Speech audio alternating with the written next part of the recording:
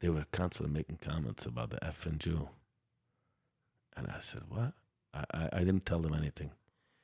And I started with these epiphanies, these moments in my life. I said, holy smoke, it's real. This is real. I thought they were fooling me. This is real. I'm in Puerto Rico. I'm your friend. You know I'm a Jew.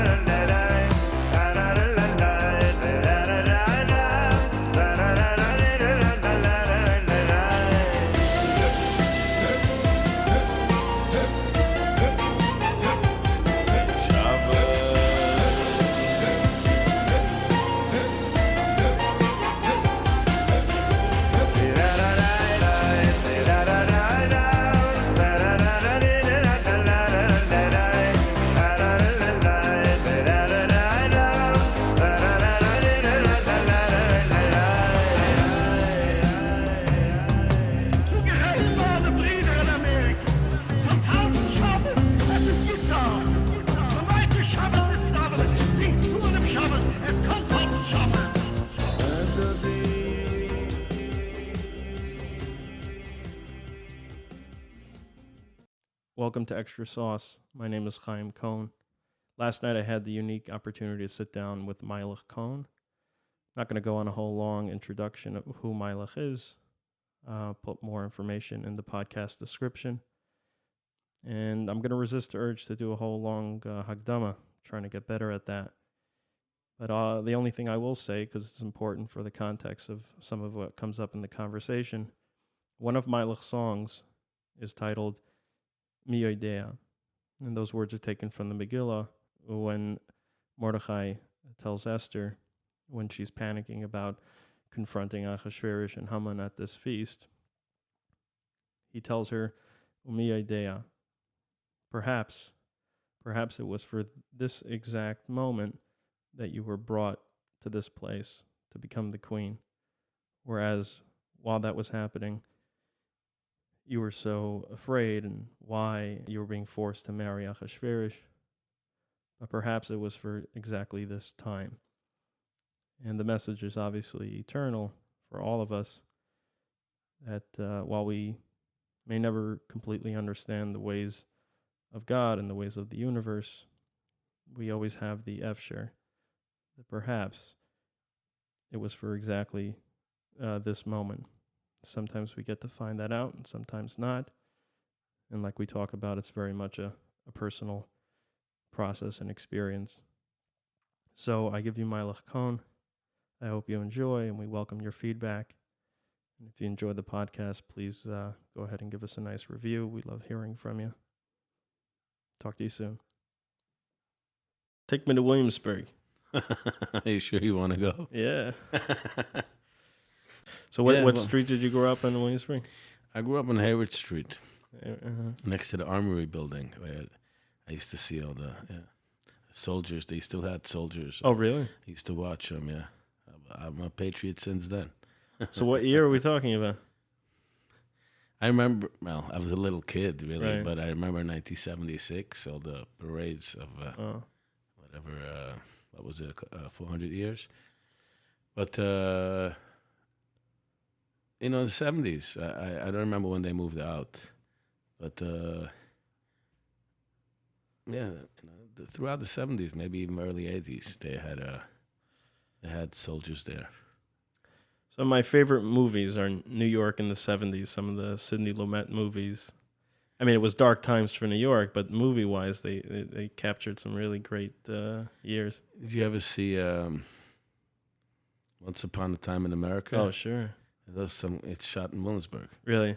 Yeah, it's a South 8, the South, whatever, South right. Side. Whatever. Well, that was like a really... They don't tell the Williamsburg I know. Right. So you grew up in a family with Satmar? Yeah, very much so. I mean, obviously, they became Satmar in America, Right. But Chassidim, As most did. I suppose, yeah.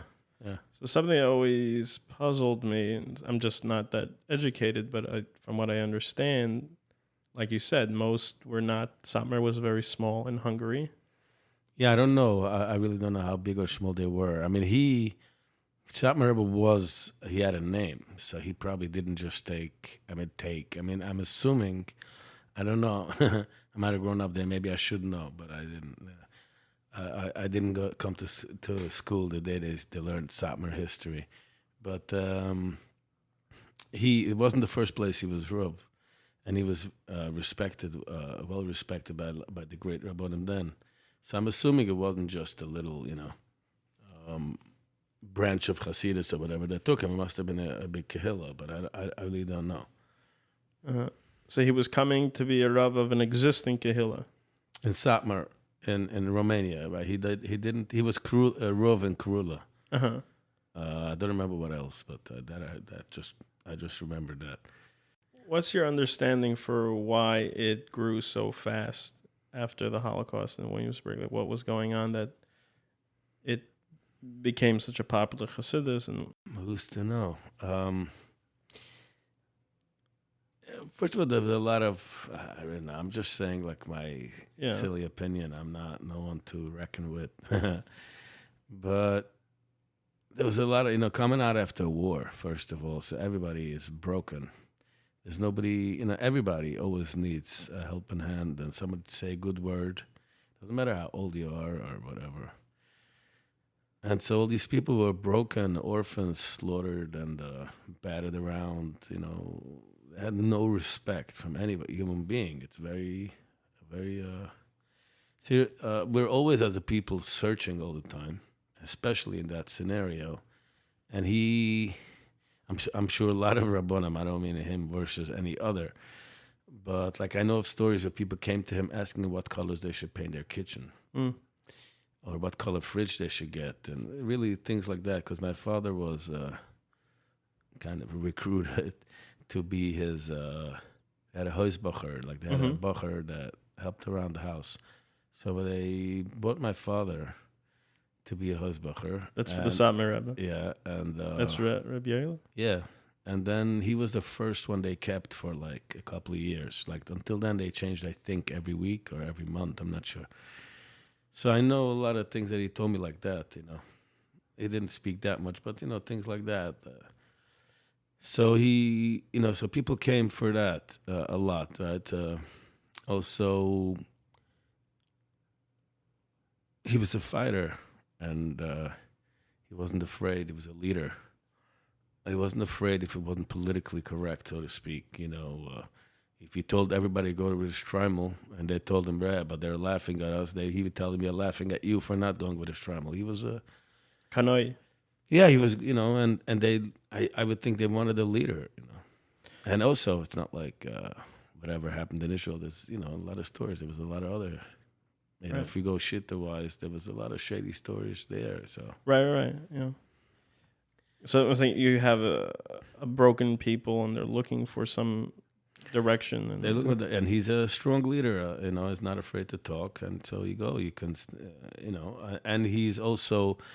He was well respected from before the war, so you want to go back to someone that has the torch, I can tell you something that happened before. Yeah. So, like I said, there were others also, but I don't know. I mean, maybe they weren't out there fighters. A leader, he was a leader, a fighter, and I don't know how many of the other ones were. I mean, who am I? I mean, I don't even know who the names in front of me whom we're talking about, right? There was some great Klosenbergerov and Selemarov, and there was a lot of great people that we don't even, unfortunately, know. There was a lot of great little tzaddikim, rabbonim that survived. There were Cheskel and Mertz. I mean, there was a lot of... Your father was born where? My father was born in Hoidu Nanash. That's in Hungary. And so he was a child. He was born in 1925. Oh, wow. Okay. He still had bar mitzvah in the old country. Yeah, he was still, he had bar mitzvah in the old country. And yeah, Hoidu Nanash was the, so he was a shtickle Nanash chassid. I never even heard of that. Yeah, exactly. Right. No, that's what I said. I mean, they're still around, but they don't dafka have a chassidus. There's people that call themselves, I don't know, maybe they have a besmedrish, Nanash, but I'm not sure they probably have a little rebbe. But there's not many who are out there to be leaders who feel like, hey, right. They are leaders. They go out. It's like today. Some people might want to do. Many people want to do podcasts. One person does it. Yeah. So your father's a teenager. Yeah. During the war. Yeah. And then what happened? What's his story? He spoke very, very little. Right. I mean, we would like pulling teeth. Pesach, we would say. He couldn't. It was very, very hard for him. The memory, I don't know how he lived with himself. I mean, it's very, I'll tell you the truth, I a lot of times tell myself, and I told myself, and I should say it more, if I'm angry at my parents, let's say, my Rebbe, I don't know. So I'm thinking, wait a second, so I'm angry at my father because of whatever I can get over. Well, why am I expecting him to get over what he went through?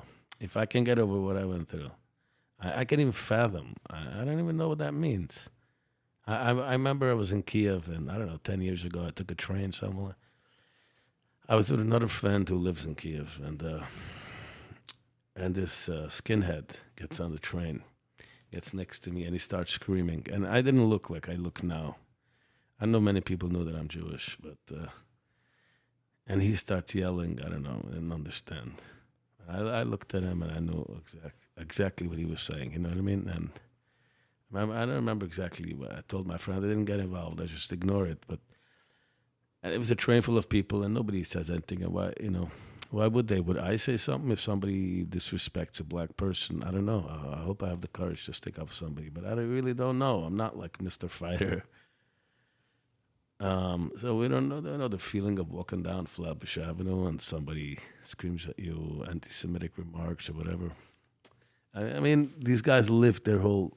It's hard to fathom. I mean, at any rate, back to. So my father didn't speak almost nothing. He did tell me 2 or 3 stories. I mean, told us, not of me. He told me a story. One time, they were in a camp. I think this is already toward the end. And they were put in a camp, and they told the people, I guess, town close by or something, that if anybody of this camp gets out and whatever, they should scream and holler. So my father was my brother, the only survivor of his family, as far as I know. And my brother, my uncle, my father's brother he was a tall guy, but he was very skinny and weak. My father was short, stocky, strong. And my uncle was very, very weak. So my father dug a hole under the fence and he crawled to his town. And he went into the first house. And there was this old woman, a loaf of bread on the table, or a piece of bread, I don't know, and a knife, and she started screaming. So my father grabbed the knife and whatever. I threatened her. And so he took the knife, and then he backed out of the house, and he went back, and he fed him piece by piece, to not eat too fast and whatever.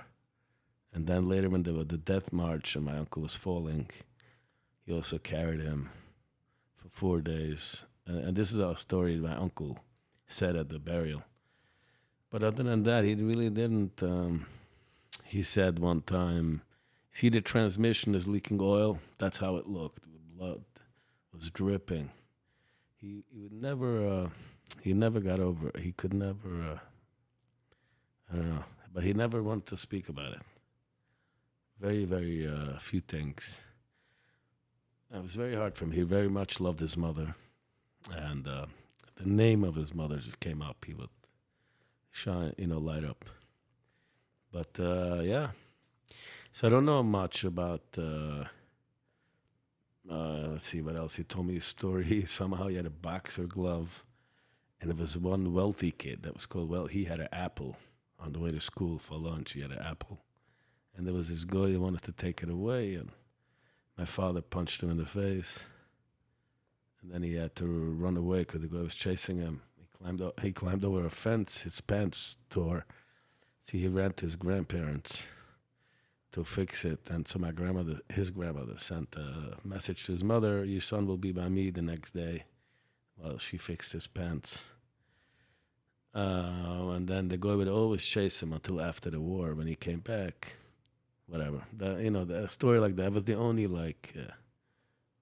non-war story, But these are the few stories that I kind of know. I don't know much. So what's it like growing up in an environment like that? I mean, obviously, you have your own experience, hearing things a little bit here and there, piecing things together from your own father and your own uncle. But growing up in an environment, it's a common thing. You're growing up with teachers, you're growing up in a community of survivors. Sure. And no one's really speaking about it, but you kind of know that it's there. Okay, well, what's that like? You know how it is. I mean, you only know the situation you're in. So, I mean, in one sense, it is what it is. This is all I know. On the other hand, if you start to dream away and you think everybody has it all peachy key, you're in a trap. But you know what you know. You get used. I only know. I can only analyze it now. Whether if I'm gonna say, I don't know. I'm just throwing around the word. I don't mean anything by it. But if I'm gonna say psychological abuse, yada yada yada, this is only after I view it from later on. Mm-hmm. But I was raised Hasidish. But I mean, Hasidish is not just like white shirt on Shabbos or I don't know what, eating chont, which none of them are Hasidic, whatever. Mikveh in the morning, I don't know what. The way I see it, right, is Derech Baal Shem, which I think is like Derech Rabbi Akiva, which is called the man over Rachmona Latavovit. There is no mistake. Everything is on purpose. I know in my own life so many things that look like just like dead-end files. I don't know why they existed in my mainframe till now. And all of a sudden, things happen to me in my life the last few years that so many things make sense. Of things that happened in the past. So to me, it's life is education. It's Hard Knocks University. And there's lots of lessons. There's a curriculum. And there's reasons for all that stuff. Not always can I make sense of everything. And maybe it's just that I'm saying it to myself to feel good. I'll take whatever it takes to make myself feel good. But so while I might think, psychological abuse, yada, yada, but I also know that that's part of my recipe. It's, you know what I mean? It takes like 45 very hot minutes to bake a brownie. You take it out too early, it's not really good. Every second, it's very hot, but this is what it takes. I mean, this is what gives me fuel to move on, kind of thing. Yodea, right. No, I mean, that was kind of the thought about the time that it doesn't matter, like I would it's really brutal and hot and hard and I don't know, difficult. Well, maybe this is my purpose and then I'm just free, so. Right. It's not, or even if I knew that there's so many interpretations of it, but if I knew that this is my purpose, I would just be like, it's like you're watching a movie and somebody like, I don't know, whatever analogy to use, it's 10, 9, 8, like there's 2 seconds, just press the button already, it's like, maybe this is what I'm here for. Just do that, get it over with, maybe, and whatever. Maybe the reason it's difficult is because this is the point. Right. And if this is the point, I can't run away from it, so just do it. But it's hard to know that while that's going on. Yeah, I mean, it's obviously easier said than done. You can say it all the time. You can't always live by it, but that's also okay. This is who we are. Right. I'm not, only Barbie is perfect, and that's why it's plastic. Imperfect is perfect. Right. What is that from the cuts here? There's nothing. There's nothing as straight as a crooked ladder. Yeah. Something like that. There's nothing more whole than a tzibachna heart. Yeah. Right. Yeah. Okay. So you're a kid. You're growing up in Williamsburg in the 70s, and then you go to yeshiva in England. I went to yeshiva first in Mount Kisco in Nitra. Oh wow! When I was 13, I wanted to get out of there right away. I didn't like. It's not like I was like I had my opinion about Williamsburg. I didn't have a happy childhood, and I didn't think I had any friends. On the contrary, and I needed to go. I begged my parents to go, and surprisingly they agreed. So you had a rough time of it, even the cheder there. Yeah. What was it? I'm saying just between the boys and stuff like that. There was a lot of. Like you said, I had a malamed when I was 8 years old, and when I'm in the mikveh, I do a tefillah for him. I wish him all the best. So when I was 8 years old, I came to school and I was late, and he asked me. It was my birthday. And he asked me, why you have a note from your mom? I'm like, no, why are you late? What am I going to tell him? Like the stock market, what am I going to tell him? I mean, what do you want from, anyway, whatever, I'm getting into another area. But he asked me, why are you late? You have a note? And I said, no. And I said, it's my birthday. Well, I'll give you a birthday. And he had me stand next to him and had the whole class walk by me and spit at me. So, there were stories. There were stories. But, again, I could say the same thing about him that I said before about others, that if I can't get over that story happened because he couldn't get over his story, which I don't even know how to tell him to get over it. So it's just a knee-jerk reaction for like 3,000 years already. Right. And if you look at, I had a sefer, I have it still somewhere, Door Ledor. I think it's an amazing, it opens up like a chart by Feldheim. I think it's every Jewish home should have it. It has Jewish history like on a chart from Adam Rishon until when the one I have is till 9/11. They probably added some things. And you see that the Jews didn't have from the first Churban, I don't know how many years we had relaxed. I mean, it's insane. It's really insane. I mean, the thing is also that we only remember immediate history. Like Tach V'Tat, it's just something you say in some storybook. It's insane. Yeah. It's unbelievable. But these are things that only an adult can understand. As a child, though, we're not meant to be able to appreciate that. Right. I mean, thank Hashem that I could see it this way. I didn't always look at it this way. I walked a couple of dark alleys, whatever. Yeah. But it didn't give me any strength. On the contrary, I can try to take it apart, dissect it, what happened, and then how did that make me feel, and how does that make him feel? Or I could just change the file name, and put it in a whole different category. And I don't need to know any of those details. Any details that I need to know will be told. It'll be known. Just like I didn't. The fact that I could look at it this way now helps me out. Who taught me that? I don't know. It's just, I'm on a need-to-know basis. And, obviously you read, you educate, you talk, you try. But you're right, you don't know that as a kid. And luckily I could see that way. And it's very, it's not just for me. If I think about my mom sometimes, and if I think of my mom, if my mom remembers, when she remembers the story, obviously she knows the story. How devastating is that? someone doing that to your kid. So there's so many, but it's not going to help me out, all this dwell in sorrow.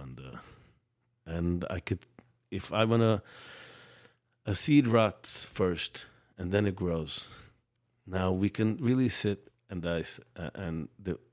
take apart why the seed is rotting and why it's wet and cold, or just get busy with give it nourishment and give it some sunlight and whatever.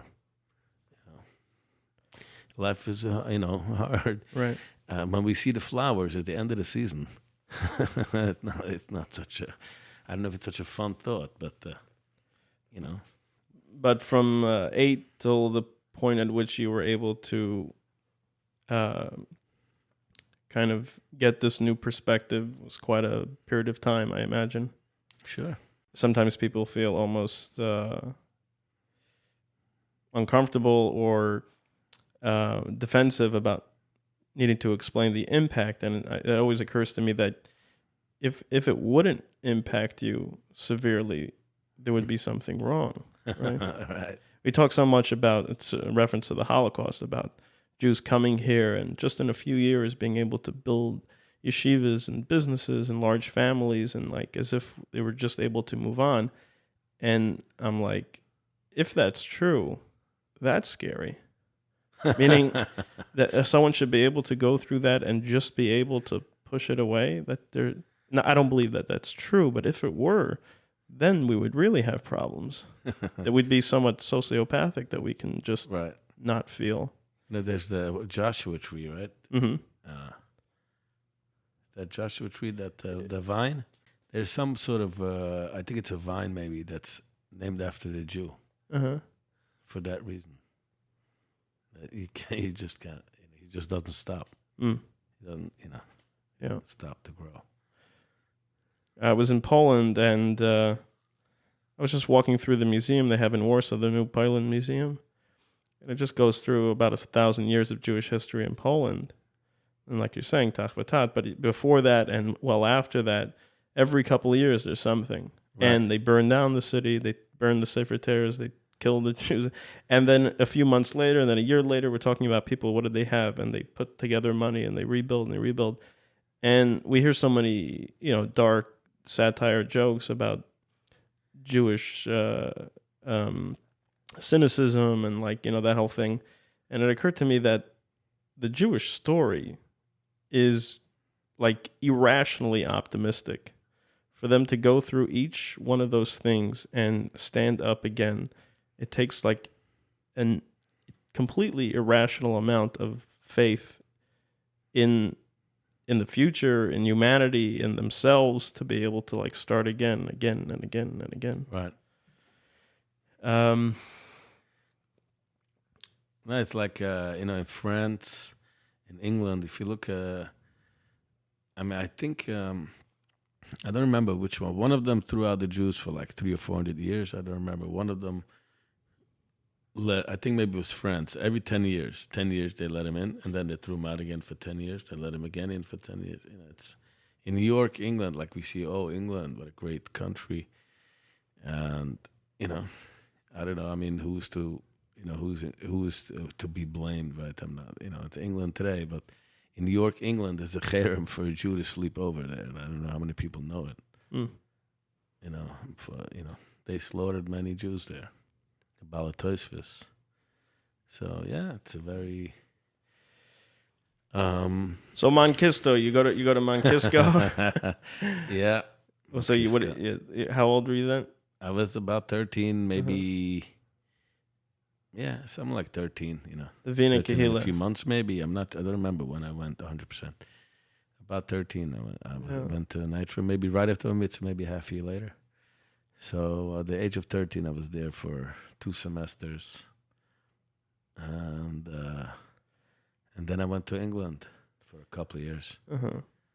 What kind of yeshiva was that in England? In England, it was under the wing of Satmar. The name wasn't Satmar. It was Torres Chesed, whatever. It was in Stamford Hill, London. 40, maybe 30, 40 boys. I don't remember. Maybe 30. And you were telling me before that that's where you really learned English for the first time. In England, I mean, I might have known a few words, but I didn't really speak English or read English. I mean, I learned a few words in school, somewhat basic spelling of a few things, vowels I recall somewhat learning there.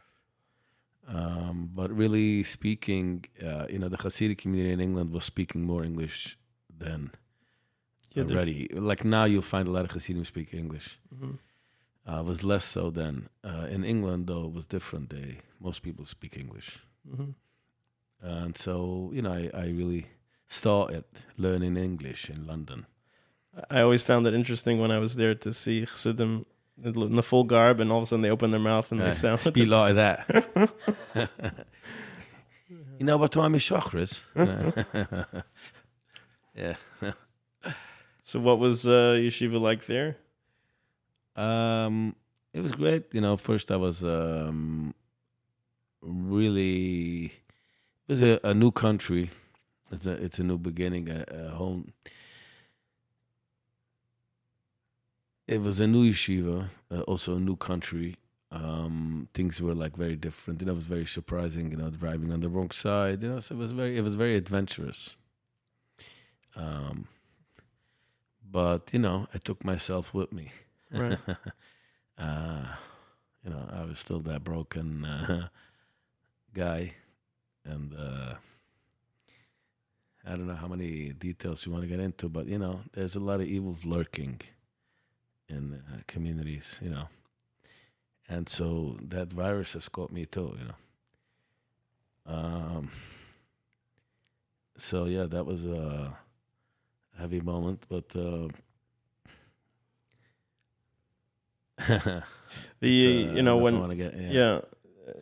vultures, they have a way of sensing broken people. Vultures, vulturettes, they're all of them. I'm just speaking for myself. Whatever. But I was there about a year and a half in that yeshiva, and then I guess I started, growing into my own, and I started like speaking up my mind, and first I rebelled with little things, like I didn't want to put on a gartel, this, and I started learning briskus farm, and then I went to a Litvish yeshiva, Schlesinger, also at Stamford Hill. I mean, if you learned in England, you probably heard of that yeshiva. So, and I was there for another year, about a year and a half, something like that. I think I was like 3 years there, about maybe 4. I don't know. But yeah, that was. To sum it up, that was England. So then, when you're 18, you come back to New York? I was 17, 18, and the yeshiva didn't want me back because I was already, looking around and meeting people. It wasn't, I was lit for yeshiva, and if I wasn't taking the Rosh Yeshiva's drasha too serious, it was also part of that. Not that I was Mr. I had my tkufas, where I sat and learned actually a lot. I had weird stories. There was one time, I don't know, it's a weird story. I don't even know if I want to say it, but I'll say it, We can always edit one time I learned, it was my tkufa where I learned a lot. And I remember this, my chavrusa, whatever, he actually signed a paper that I'm either going to be a big tzaddik or a goy. Anyway, I had that paper not too long ago, but I lost my possession so many times already. At any rate, so we learned. I don't remember what it was, but it was a Tosfos, and it was a hard one. So I devoured it. Finally, I got it. A little while later, I didn't get it. I had like a couple of chaverim. Went with a different friend. We chewed her over again, and I had that with that same Tosfos a few times that day. At night, I don't know what got into me, but I went back to Besmedrish to learn. I don't know, and then learning that Tosfos, and I can't figure it out again. And And I went to the Kodesh and I was crying. And the Rosh Hashiva came in. Whatever, that was the story. He asked me why I'm crying, whatever. Anyway, but actually, I did remember that I met that Rosh Hashiva once in Israel. I have like a long-haired, and he reminded me that story. He's like, you're not going nowhere. You're coming back. At any rate, I remember that. But that you were an intense person. I mean, yeah, in whichever direction. Whichever direction I was going, yeah, no doubt. I don't know. It was around the Chodesh Elul time. I wasn't taking the Rosh Hashiva too serious, and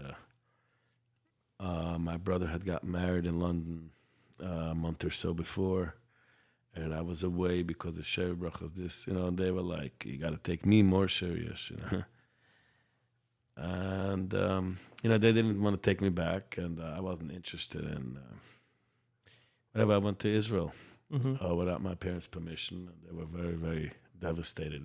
They were very upset. But then after a few months, it was just all faded out. All faded. I mean, I went there with great intentions. I wasn't, But around Hanukkah time, I had gone already to kibbutz, to the most Chiloni kibbutz to enlist. Wow. How'd you... And they didn't accept me. Because I came with my Hasidic garb. I just showed up, and they all looked at me. They're like, what are you doing here? I said, they're like, you can't come like this. I'm like, you just accept me, and I won't look like this. I just don't know where to go. They're like, actually, I was probably 17 still, because if I was 18, they would have taken me.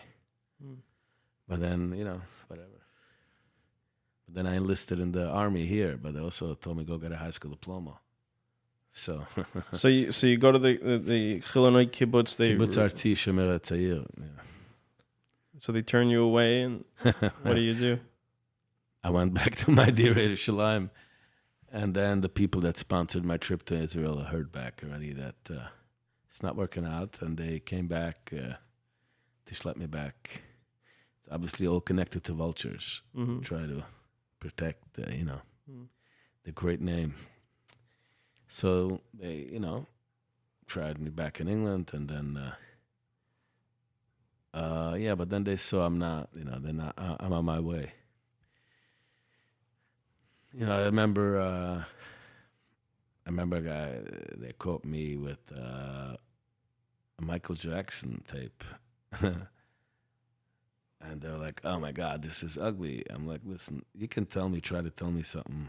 It's not, I don't know what. It's not. Zugepasst. Yeah, it's pressed. I don't know what. But why are you talking about it's ugly? Why you lying to me? Why are you lying to me? It's not ugly. So whatever, enough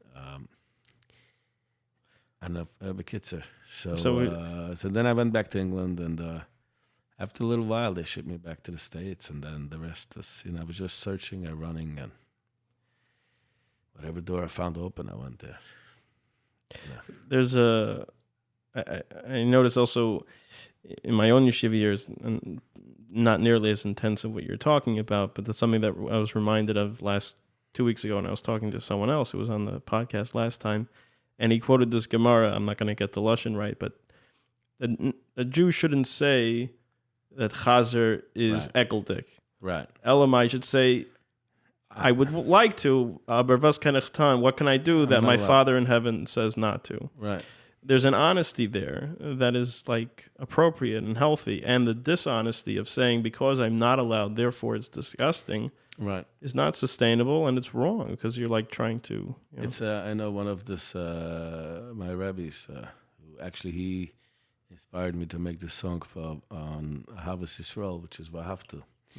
So he told me once, when you tell somebody something, I'm going to use my own analogy, but you tell somebody to make a brownie, so you give them the exact recipe. You need so many eggs, whatever, yada yada. Now, you can tell them, the first thing you say, don't take anything out, because these are the basic ingredients. Don't take anything out. Then, if you want them to keep the recipe pure, you tell them don't add. But you don't say first don't add. Because you can add to whatever. He says, the Torah tells you, first, let's see fun. Don't add anything. I mean, that's usually worse than Right. like basically what you're saying. It drives away. It's not honest, and then you can try to tell me something because you think if somebody is trying to influence somebody and you end up using a lie, you might have done a short term Right. band-aid, but you did long-term damage. Right. I mean, at some point you get caught, and then you don't know what to trust. It's if you grow up thinking everything is the Eric Valjaver, Right. and if you find yourself, I don't know, doing the slightest thing, then you just you're done for anyways. So you come back to New York. I came back to New York. Wow. I came back to New York. I went to. I remember I had a friend in Cheder. I had one friend who was also a little troublemaker, and he there was rumors going around that he had a knife, he had a switchblade, and he took, I don't know, whatever. One time I called him, I wanted one.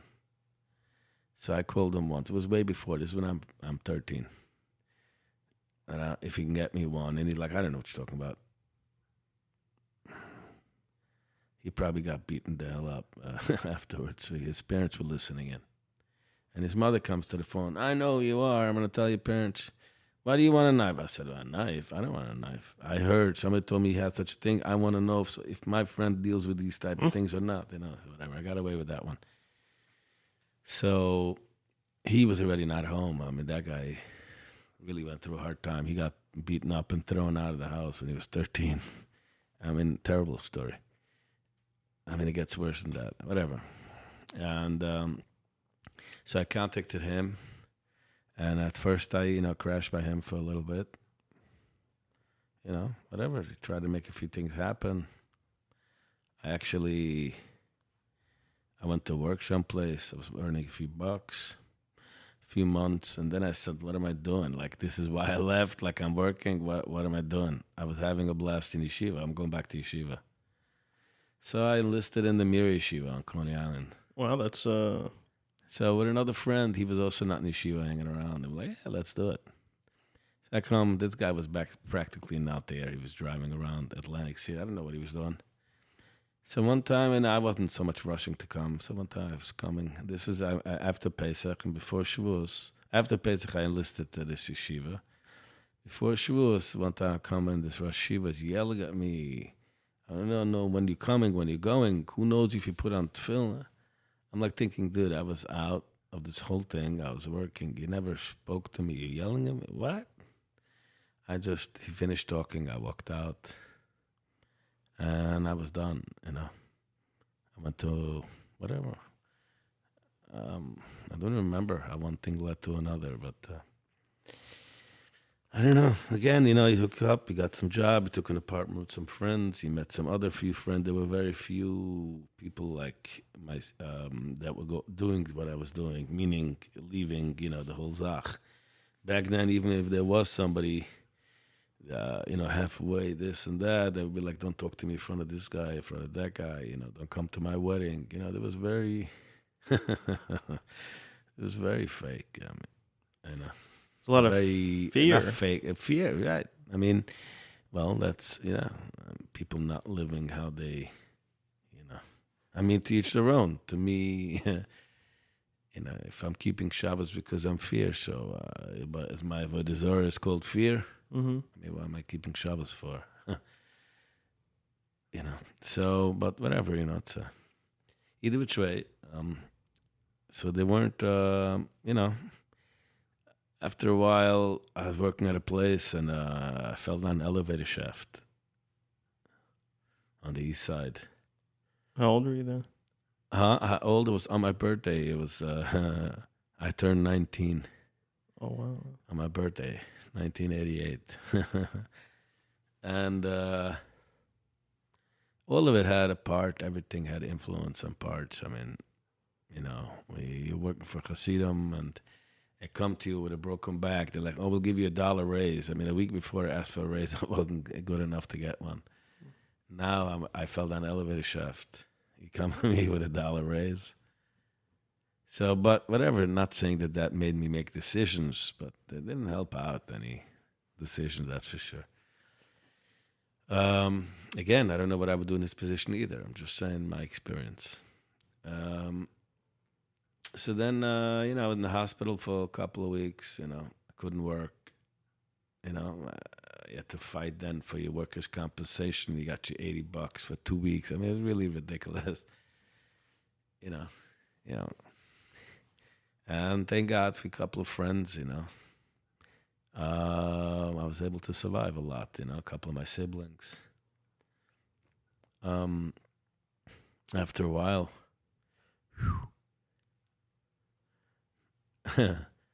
different job, that job, different type of things. I have to remember the order of things. But then I think already in 90 maybe, I don't recall, I went to LA for a brighter future. There's a lot of shady people in the world. But Baruch Hashem, I could tell you that Hashem saved me so many times. I mean, so many times I got talked into going to this place and that place, and it didn't work out, and it looked like I got fooled, and I really got saved, Just a silly decision. I'm going along. I'm not going along. You don't even know which. So yeah, I went out. I took a bus out west. Really like a movie. Like in a movie. Just get on the Greyhound. I got bus. on the Greyhound. Got my guitar still on the way. Then I went to this friend's house who was inviting me, like, come here, the jobs, yada yada. After a couple of days, I'm going out for jobs, but I don't know what a resume means. I might have had a few jobs, and those few jobs were, which I didn't want that route, but the only thing available to me was either my brother was a plumber, I worked with him, or a few other people. Hasidim, I got a job at their company here and there. There weren't very few people who were willing back then. Especially with somebody that's kind of out already. If somebody that's starting off with his hat is crooked, they'll hire him. Back then. And at any rate, one interview after another, and I'm not getting a job. And my friend was, it was a nice, cute moment. So what am I gonna do? I had a good job in New York that I had left to come to Cali, which was a stupid decision on my part. But again, this is how it had to be. So then I saw my friend with he's having a hard time with me here. That day we were in Hollywood, and I saw a lot of kids practically living on the streets, and I was having a good time with them, some guys and girls, whatever. And I just said, drop me off on Hollywood Boulevard. So I stayed there for a long time on Hollywood Boulevard. Lived under highways or whatever. How long is a long time? One night is too long, but not a couple of years, obviously. No, I don't think a year even. But I don't recall how many times, how long.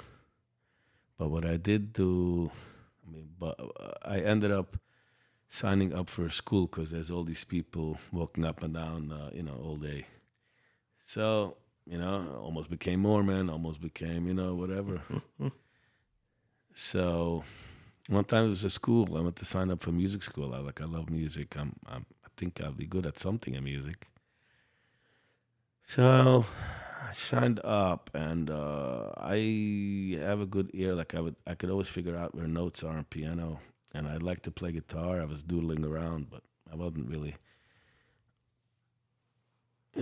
so I wasn't sure if I'm, a guitarist, not a guitarist. Am I learning? Am I not? Am I just not, disciplined enough? Which all of it might be true. So at that point, I made peace with that. I know I could sing, and I like to sing, and I can hold a tune. And so, anyways, I went to that school, sign up. I want to, for vocals, singing. So I signed up for financial aid. Great. All right, tell me, we'll let you know in a year or something like that. And I'm like, okay, brilliant. So then I met somebody, I think, yeah, it took me to San Bernardino in the mountains, Twin Peaks. So I lived there for a while. And after, you get your little heart broken because whoever picked you up happened to have been there to pick up somebody else, and a couple of months later. So then I actually came back to New York. It's very shattered. I had another stint in New York. Then I went to Georgia. I had a good... actually, I came back to New York to go to Georgia. I came first year, and then I went to Georgia, had some job there, and things were really great. I had a good friend there, still a good friend of mine. And we worked together in Atlanta, downtown Atlanta. We had some really good times, for better or for worse. And then after a long time, I remembered that, hey, I've been accepted in a school someplace. And then I remember how I don't think they had my mailing address. I don't think I had email. I don't know. I don't remember how the connect came about. So packed up and going back to Cali. We drove up to Cali, this time with a car. And anyway, I go to the school, and they told me, great, yes, welcome. You just need like $3,000. I'm like, are you kidding me? I'm living in my car. I don't have water to drink. They're like, I'm sorry, you got financial aid, but you need $3,000. So there goes that idea. So back to the car we go. And I got this other school that was teaching how to fix system boards. So I was, after a while, actually, it's probably coming up now, anniversary. It was one of these holidays coming up. I was going there for a while, and then one time, I obviously didn't have a high school diploma, right? So I was schlepping them around. And then one day, the dean comes over to me. He's like, listen, dude, you've been dragging us around. If you don't have your high school diploma by Monday, you're out. Now, all those times, I was like, convinced that I don't believe in anything. But I always, had a lot of time in my hand on my own, at nights alone. I mean, there might have been some people, this and that, but, you're growing up where you grow up. You feel different, and you speak different, and your accent is different. And you're not interested in most things that those people are interested in. And, maybe most of these runaway kids are maybe sometimes a little shallow or whatever. I don't know. The greatest people don't end up there. You know what I mean? So, I remember he tells me, if you don't come back Monday, high school diploma, whatever. And I don't know. I remember that night. I was like, God, if you're out there, I can't afford to just not be accepted there. Just close them down.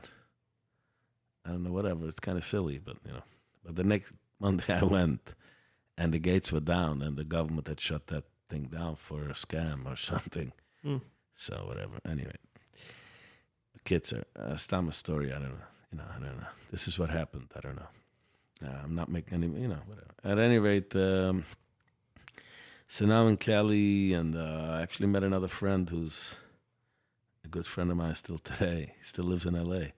He just come out to L.A. then, and he'd gotten divorced because, his in-laws mixed in. I don't know whether it's irrelevant. It's 30 years later. But just people having a hard time, And we became friends, and he moved into my car. And we spent a lot of days and nights, an hour or whatever, on the streets and in the car, whatever. After a while, I got a job again, which I never wanted because I always left the communities, the neighborhoods, because I was like, I I don't want to look at the calendar and know, wow, so it's like 30 days to Rosh Hashanah now, or I didn't want to know that. So, nor did I want job because, you're this guy's son's uncle's parent. Wow, I have a job for you. Like, I want a job. You have one for me or you have one for my father. So, but most of these jobs happened, from that type of connect, So I didn't even know how I met them. I mean, I met this guy. Oh, wow. Wow. I had met another friend. I met another friend also from Brooklyn who married an Israeli girl. A Masorati Temani Israeli girl. And he was a Litvisher in Flatbush. And he was, party guy, troublemaker, And he met this girl, and his parents, perhaps they didn't know where he was up to, but they were against. And he like, I'm out of here. So he ran away with her, married, lived in L.A. Great, brilliant. But at any rate, again, I'm still friends with him as well. But so I met him maybe the first round when I went to L.A. That person that flew me out introduced me to that, whatever. And he was working, somehow he got a job as a mashgiach at a hotel, La Brea Hotel. So I would go there a lot of times. He would like give me food, and I was living on the streets. It wasn't far away where I was hanging out. So I would walk there and I would have some food and, he'd give me a smoke, whatever. And I guess that guy, the owner of the hotel, also had a grocery where he baked challahs. And he hired me to be mashgiach Thursday night for the challahs. And from that money, I was renting with my other friend that lived in the car with me. I was renting a weekly hotel. And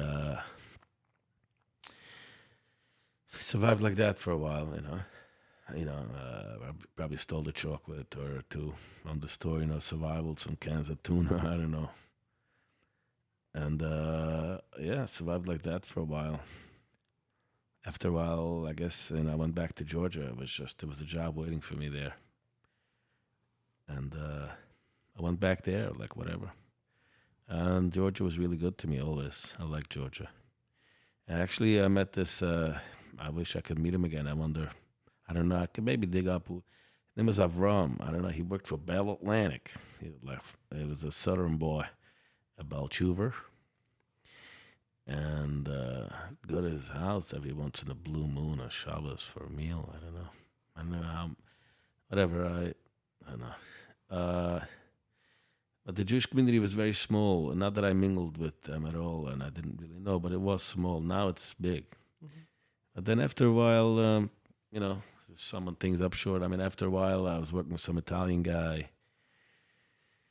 His mother died, and whatever, he wanted me to drive him to Atlantic City, inheritance, I don't know. Then my uncle, Tony, come to Puerto Rico. So I went to Puerto Rico to work for some good old boys. But it was nonsense. I mean, I don't know if they were good or if they were old boys or they would just talk. But they definitely played a part. But, I was just a little, did wiring in the house, security, connecting, nonsense. And then that time, I was also coming here, buying some stupid watches that I had some connect, and I was making some face of whatever companies I was trying to sell it, whatever. That time, a movie Casino came out. And we went to see it with these good old boys. I don't know if you ever saw that movie. It's a Jewish guy. Yep. Jewish guy's the money man, like always. And then this mafia guy. Rothstein. Mafia guy that killing off older people. And there's one guy that wants to kill off the Jew as well. Joe Pesci, yeah. Right? And whatever. All these Italian guys I was sitting with, they were constantly making comments about the effing Jew. And I said, what? I didn't tell them anything. And I started with these epiphanies, these moments in my life I said, holy smoke, it's real. This is real. I thought they were fooling me. This is real. I'm in Puerto Rico. I'm your friend. I'm your friend. You know, I'm a Jew. Even the story that you're watching, you have nothing on the Jew, on the contrary. But you're busy with the Jew because he wears a pink shirt, or you're not even busy dissing on the Italian guy that's screwing up your uncle kind of thing, you know. I was also in Georgia. I had a friend, and I don't know, I can call him a friend. I mean, I can still call him up. I mean, you know, Kipling Christian Dobbs. And we hung out a lot. And I remember one time I was with him at a Grateful Dead, whatever event. And, it was after, people camping, sleeping, and the people still selling food, rice, or whatever. So he goes over to one of them, this woman selling rice and beans. And he says some racial with an N-word, I was like, you're in the wrong crowd, I think, to use these words. But nobody told him anything, so I don't know. Maybe hippies have different rules, and, I mean, anyway, I'm not going to get into that whole noise. I don't buy their love either way. But at any rate, I told him, we walk away, and I tell him, you know what, but I just realized that I'm a Jew. You know I'm a Jew. So if I wasn't here, y'all would say kak. He said, you're right. These are all moments that I said, it's freaking real. There's something going on here. It's real. I mean, I don't know what to do with that information, but it started seeping in. And then I was in Puerto Rico, and this happened. I started also, like I said, I was buying the watches, and I was bringing in, and these guys had, like, one guy was a manager in a casino, one guy was this. And I realized they're playing me that I don't even know what they want with me. They're not selling my watch. Like, why they're playing me? They're not playing me. What exactly is their game? I'm not sure. But I said, I'm so out of here. This is dead end roads, and I'm just out of here. I woke up, something drew with me, and I remember calling my family, my parents, who, now, all these years, I didn't speak to my family. I might have some siblings I spoke to or met.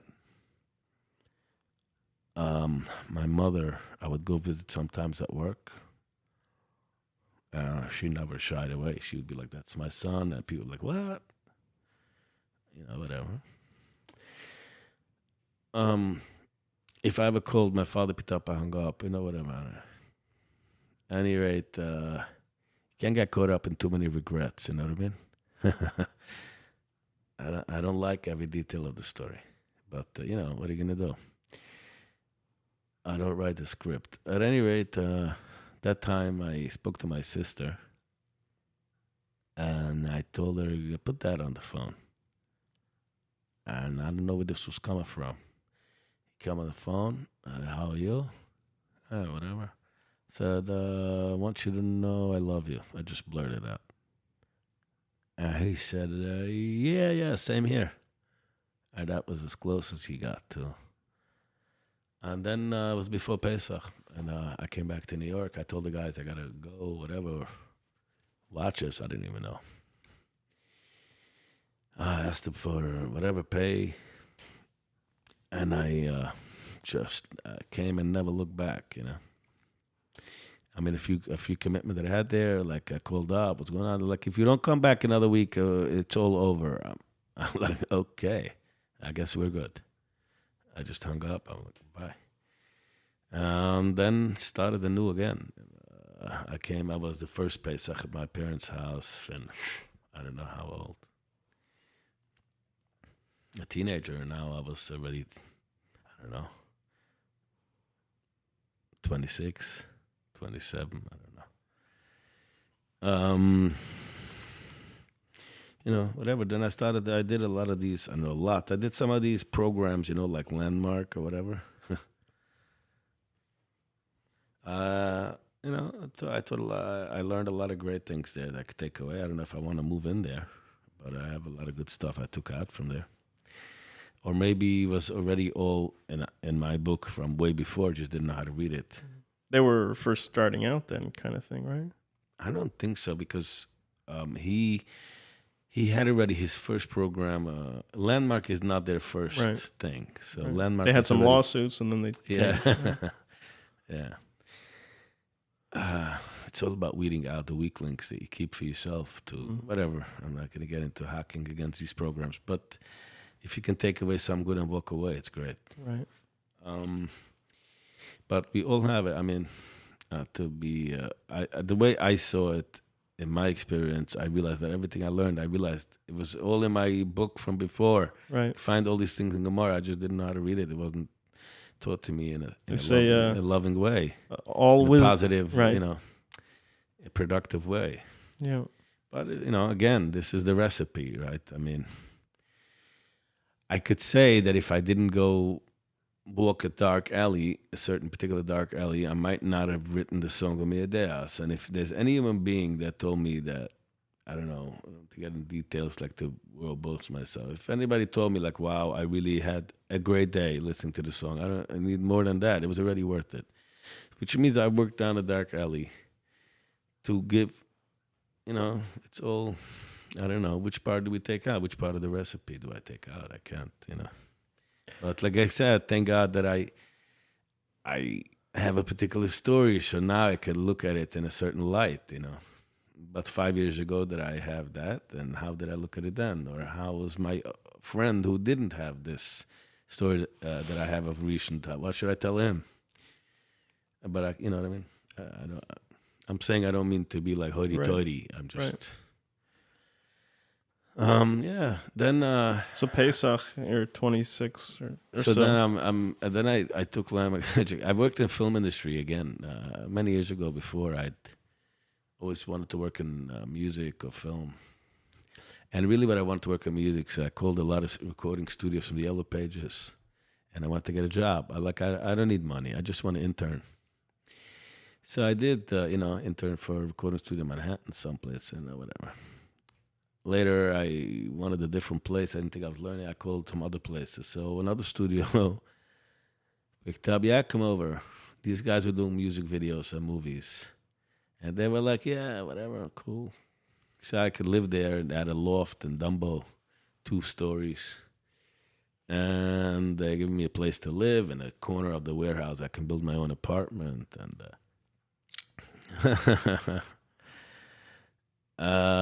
so I worked in the film industry for a long time, in a couple of years. So then when I came back, again, I had some connect. I was working with some people on music videos, doing electric, doing building set. I don't know. Whatever, that's what I was doing at the time for a living. And then, I don't know what happened then. I went to Landmark Education, and I met this woman who I got married to. Married 10 years. I was a good person. I never really had kids. We didn't have kids. And whatever, yeah. That's basically short, in Jigs, a story kind of thing. I mean, then I found out she couldn't have kids, and I was starting to become religious, and we were talking about adopting, and she didn't want to raise somebody religious, and whatever. It was kind of bugging me. I was like, I want people to know. I want my kid to be raised religious, and then he can make his own decision. I'm okay. I mean, I don't know. I'm thinking I'm okay how he'll be or she, but at least I want him to know. When he reads in the newspapers about Jew, Jew, Jew, I want him to know what that means, and then kind of thing. But then also, I remember when we were trying to have kids, and my mother said, you should go to this Rebbe for a bracha. And she said, why? Some guys give me a bracha and I'm going to get, pregnant. And then her mom once sent us a thing of pictures of saints and yellow flowers. If you hang this up, her coworker. I said, really? The Rebbe is the problem. Like, why do Jews always have to compromise? I'm tired. I'm tired of compromising. Then when we came about adopting, and said, I want to raise religious. She's like, well, you're going to go with a kippah, tzitzis? I'm like, Punjab can go with his pajamas on Coney Island Avenue, but I can't go with my kippah. I'm tired of, I'm not compromising anymore. And, I started, whatever. I was already starting to become religious at the time, I mean, I had my ups and downs, Tried to keep my kitchen kosher. And, I said, listen, this is an uphill battle living with somebody. If I wanted to change my life, it's not going to happen. I forgot, right, we keep kosher. It's not, I want to do my thing. If I had kids, then tough caboodles, you made your bed, lie in it. But I don't have kids right now, and I want to change my life to a certain direction. And I need that, sipuk, whatever. And maybe it's just my, what's that called? Forgot what it's called. Oh my God, that's good. Thank God. I was going to use a term like an antidepressant. Maybe religion is my Prozac. Mm-hmm. Who cares? Whatever makes me feel okay. I'm going to embrace who I am and where I'm from, and I'm going to move onwards from there. And so, whatever. We're still friends. We never fought before, and we just had different. She grew up different. She grew up. Her grandparents, father's parents were very religious in Boston. Her father is, born again. Mm-hmm. Her mother married another non-Jew. So whatever, they're from a different. I don't have a kindness or expectations of anybody. But that's basically kind of, my story. Wow. Pachot yoter. Minus a few details. Yeah, for sure. Yeah. There's more than one book there. I left out a few stories. Yeah. But, I don't have, I'm sure I don't have any more than interesting or whatever, compelling, whatever the word is, stories than many other Bachurim. Lived on the trains and, many. There's sometimes people say that as a way to like, what's special about my story? We all have stories. And that's 100% true. But that doesn't mean that we shouldn't be telling them. That just means that everyone should be sharing their stories. Right. No, I think I was always into sharing my story. No, I mean, sometimes we get carried away by telling our story, like, oh my God, what I went through. Like, first was tranquilo, papi. Mm-hmm. You didn't go through anything more. I'm telling myself, I'm not belittling me or the story. I'm saying, on the contrary, I have a great story, and so do many other people. And we all, everybody should tell their story and hopefully learn from one another. Right. And, we're doing this together, Right. Where we go one, we go all. Yeah. And when one of us shares our story, we empower others to do the same. And I always say that the first person we need to be telling our story to is ourselves. Sometimes we undermine the road to wherever we are now, and we kind of maybe feel like, well, if only I didn't have to go through that. And sometimes it's through writing our story, even in short form, or sharing with others, like, whoa, I didn't realize it while it was just in my head, but there were things all along the way that brought me exactly here. Right. Just like the song. Right. And sometimes it's only through telling or writing or sharing that we appreciate that. As well as an interesting thing, landmark education. One of them, I think they have two. One is the form and one's the advanced course. I took it in 96. Baruch Hashem, I have a good memory. At any rate, so in the advanced course, at the end, the last thing, if they partner you up, and they have everybody sit down and write your story. So now they're partnering you up, but and now read your story, and finally I see one person. Oh, he got it. I'm like, okay, whatever. And continue reading. At some point, I was like, I'm freaking tired of this story. I go to the guy, dude, I'm just tired of reading this story. He said, exactly, welcome. And that's why also it's important. You can only tell it to yourself. You can't tell anybody else that. I mean, you know what I mean? Like when I'm broken, I can't belittle my brokenness. I mean, it's real. But, someone gets hurt, like God forbid, I twisted my finger. It hurts, I mean, I got to take care of it. But if I'm going to cry about it a half year down the road, I just stop it. At some point you got to get like, lick your wounds, and move on. You got to do something good. I don't know. That's just my thought. Right. Yeah. And I think that the difference might be, we're in one stage we may be tired of sharing our story or telling our story, whereas another place it's empowering is depending on where we're sharing it from. Is it like sharing it from a place of weakness or from a place of empowerment? Right. I mean, right. They're sharing your story and telling your story. It's like what we said before, there's simanim baderech, there's stuff that you later come back like, oh my God, that was a lesson for.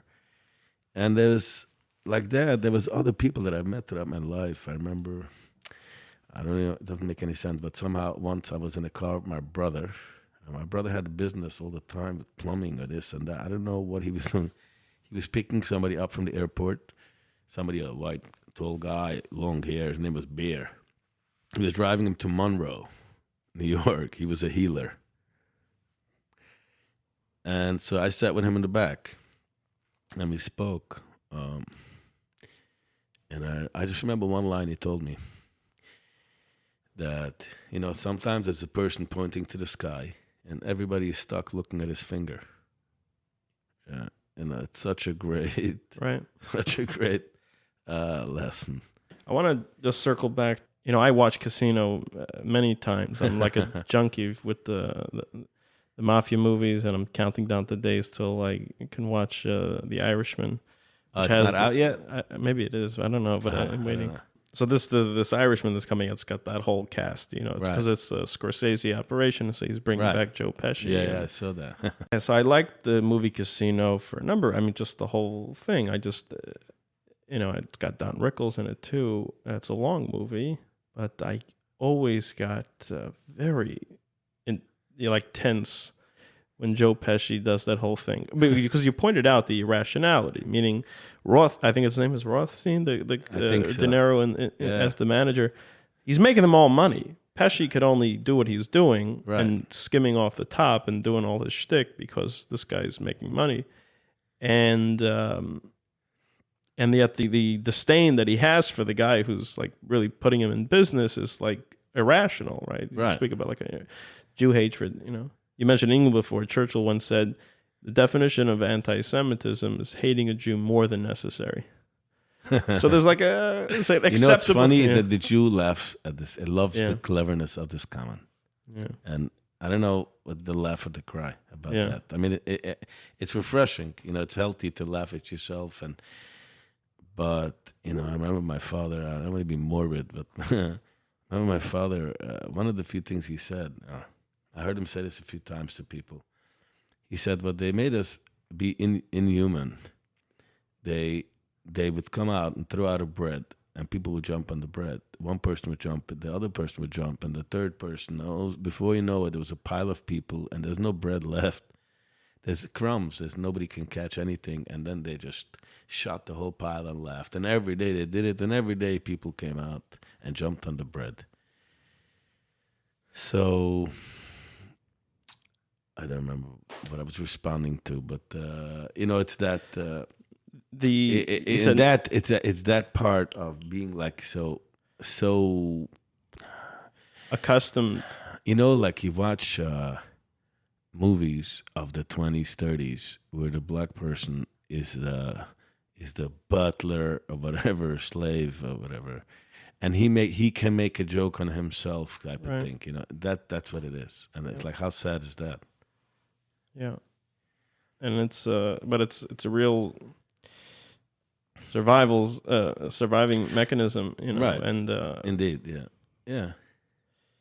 I mean, you're talking about it in the camps. There's a number of songs, humorous and joyous songs that we're almost a lifeline to people in the camps as a way of, they can kill us and they can even, humiliate us in the worst ways. But we have a song, we have a joke that is even self-deprecating and extremely morbid, but it's something that's just for us.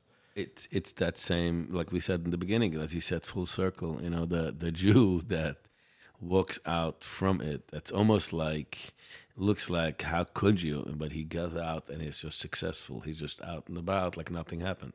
Not like nothing happened. But in a sense, it's also the strength of many cultures don't make that type of return or that quick or whatever. Yeah, I guess it's part of its experience. There's a Yiddish song they sang in Russia.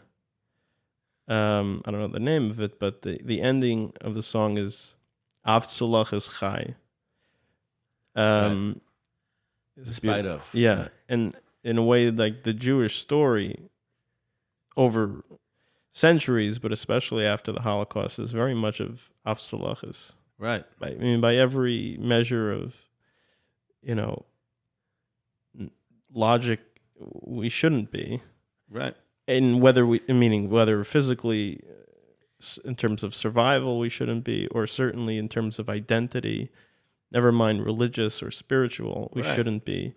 Right. And it's almost like, from whether you're talking about religious, Orthodox, or in any faction, just a Jew identifying as a Jew, right, is already Avtsulachis. Right. So going back to Casino, so like the disdain which with Joe Pesci says that throughout this tirade, and then at the end when he's like clearly wants to kill the Jew. So you're in the theater. It reminded me of these stories we grew up with about the pirates and this, and there was a number of stories that when something like some kid who was an orphan, and then he's taken in by a local pirates or someone or other who takes a liking to him, and he grows up in the pirates' house, and he doesn't even know that he's a Jew. And then he falls in love with the pirates' daughter, and they're about to get married. But Epis, he remembers something about his mother telling him he was a Jew, and then he's going hunting with his future shver, the pirates, and there's something as soon as he's gonna shoot the bird or the goat or the deer, he realizes, Ben Ayid, not gonna shoot this poor animal. Something to that effect. There's many. So it sounded like a moment like that, where, right. That. No, definitely it was an awakening for me. Also, that I'm thinking like that. I mean, honestly, 9/11 was like that as well, in a sense, to me, because it was like all boiled down to Israel, again, and so many times throughout the years, like you see on newspapers all the time. Like I learned a lot of English by reading newspapers, and. It was just like, like why aren't you talking about Liechtenstein? Why aren't you talking, I don't know, Paraguay? What's up with this country? You keep on, you're going to tell me they're just like crazy successful in anything they do. I don't know, growing colored cotton, figuring out how to make drinking water of the sea. I don't know. What's going on? There's some magic here on one hand. On the other hand, you guys all want to devour him. I mean, the only reason they gave the Jews that state is because they all got caught with the hand in the cookie jar trying to kill the Jew. Even that, if you look at what they really gave Israel, and then how they really started going back on the words and they made it that small. So you see that there's something there. I mean, I honestly, I always wanted to deny it. And I was like, come on, we're bringing on it ourselves. You keep on thinking, everybody hates you. Well, guess what, Guess what? Go to every. First of all, again, every country has an opinion and this and that, and every issue evolves around what Israel will do. And look at how stories are reported and what happens and how it happens. There's too many holes in their stories. Yeah. And I mean, earthquake there, whatever fire there, who's there right away, building up hospitals. And all these guys, all these with trillions of gazillions of dollars, they can't do it. And then they're going to rip Israel because they left parking tickets there. Well, they were made up the hospital. Whatever. At some point you just get tired of, but either which way, it was a wake-up call to me, I might not like, like I'll see it like I'm on a strict diet. So I wanted to rebel, and I wanted to eat, I don't know, pizza and fried ice cream or something. And then at some point I'm like, you know what? It sounds good. It smells good. It maybe tastes good, but it's really not good for me. And I'm just going to embrace what I know is that diet. I might not, not everything speaks to me, but it'll speak, whatever. It's a bad analogy, but yeah, I hear you. But whatever, There's a familiar story there of the Jew, for whatever reason, be it because of persecution from the outside or persecution from the inside, that needs to go out into the world and leave, the home or whatever it is. And then the world pushing you back. Right. You're ready to go out there. And the world is reminding you, no, you don't belong here. And via hinzugein, So my question is, you were leaving an environment that was not friendly, to say the least. And then you go into this world and you find out it's not as accepting as you thought it was. Right. But you're still going back to this place, that that was what it was. How were you able to do that? Well, you're not going back full circle. You're going back spiral. Up and down is a already perspective. But I mean, you're not coming back to the same place. You're not. To me personally, like when I started becoming religious, I didn't make payas. I mean, payas happened a lot later, the whole thing. But I kept my hair long, and I was like, I'm not putting on a hat and a jacket. I mean, these caps I started wearing actually because I was uncomfortable wearing a kippah. And I always liked caps, I would have caps. But then when I started going with caps, like I said, it was, uncomfortable in my surroundings. But, and I wasn't going back to that. And it took me a lot of time to differentiate where I'm going and where I'm coming from. That they're two separate places, and there isn't one type of Judaism. And maybe the people that raised me, the people that loved me, that I love perhaps, whichever way, and they see a certain way. Beautiful. Doesn't mean that I have to go, I'm embracing that whole general path, but I don't like tomatoes in my salad. You know what I mean? I'm going back to the diet, but without tomatoes. I'm doing my own thing, and in a great sense, it took me a long time to put on a white shirt or a suit. I just didn't want to fall into a trap for myself. Mm-hmm. Not that makes or breaks, right? But there were representations. It reels you in, right? Or a kippah. I wouldn't wear a black kippah. I would wear all these knitted, colorful ones. Mm-hmm. I had the blue tzitzis. I wanted to have colors, and I didn't want to just go back to what I know, because that's a question you always ask yourself. Did I return to my faith? I became religious because I believe, and I figured something out, or I don't know what, epiphany, or I'm just doing what I know. So, I could also make an argument like, who cares? You're just doing what you know. Mm-hmm. Like, you're not really a believer. You just do whatever.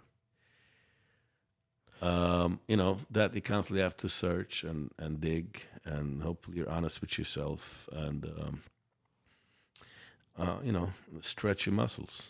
But so I didn't. At times I got perhaps close and I pulled back. I'm trying not to go back to, this is what I know. I want to have my chont Shabbos morning. I'm makbid on that. But it's not. I hopefully don't go back to, Yeah. We also have to think like we forget, like we're so used to what we know for the last 50 years. Oh, Judaism, Jewish music, Jewish this. Really? Let's go back 1,000 years. How about bring out a Haggadah from 1,000 years ago? Mm-hmm. Or I don't know, Purim thing or a Hanukkah thing, you know? We didn't even have to go back that far. I mean, Right. I'm yeah. I'm trying to be drastic about Yeah. it, you know? What was Jewish music? Right. Why are we fooling, you know? Right. Just be honest, you know?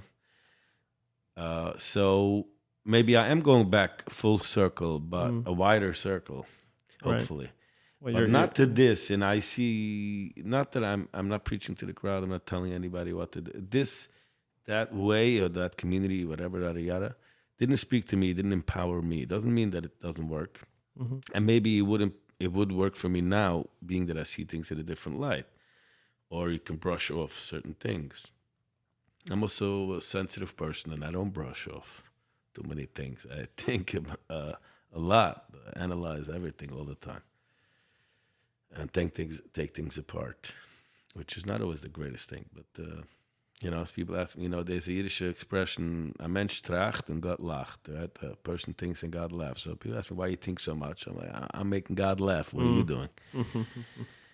But you know, hopefully not full circle. I mean, and that was my fear and questions also when, you know, before, and I realized I'm going to make that move. And I had another friend, at that point that made that move to full circle, and I feared that. I didn't want that. I mean, it didn't, you know, I don't know. I didn't know anyways even that I wanted it. But even if I wanted it, I didn't know that I can sustain it.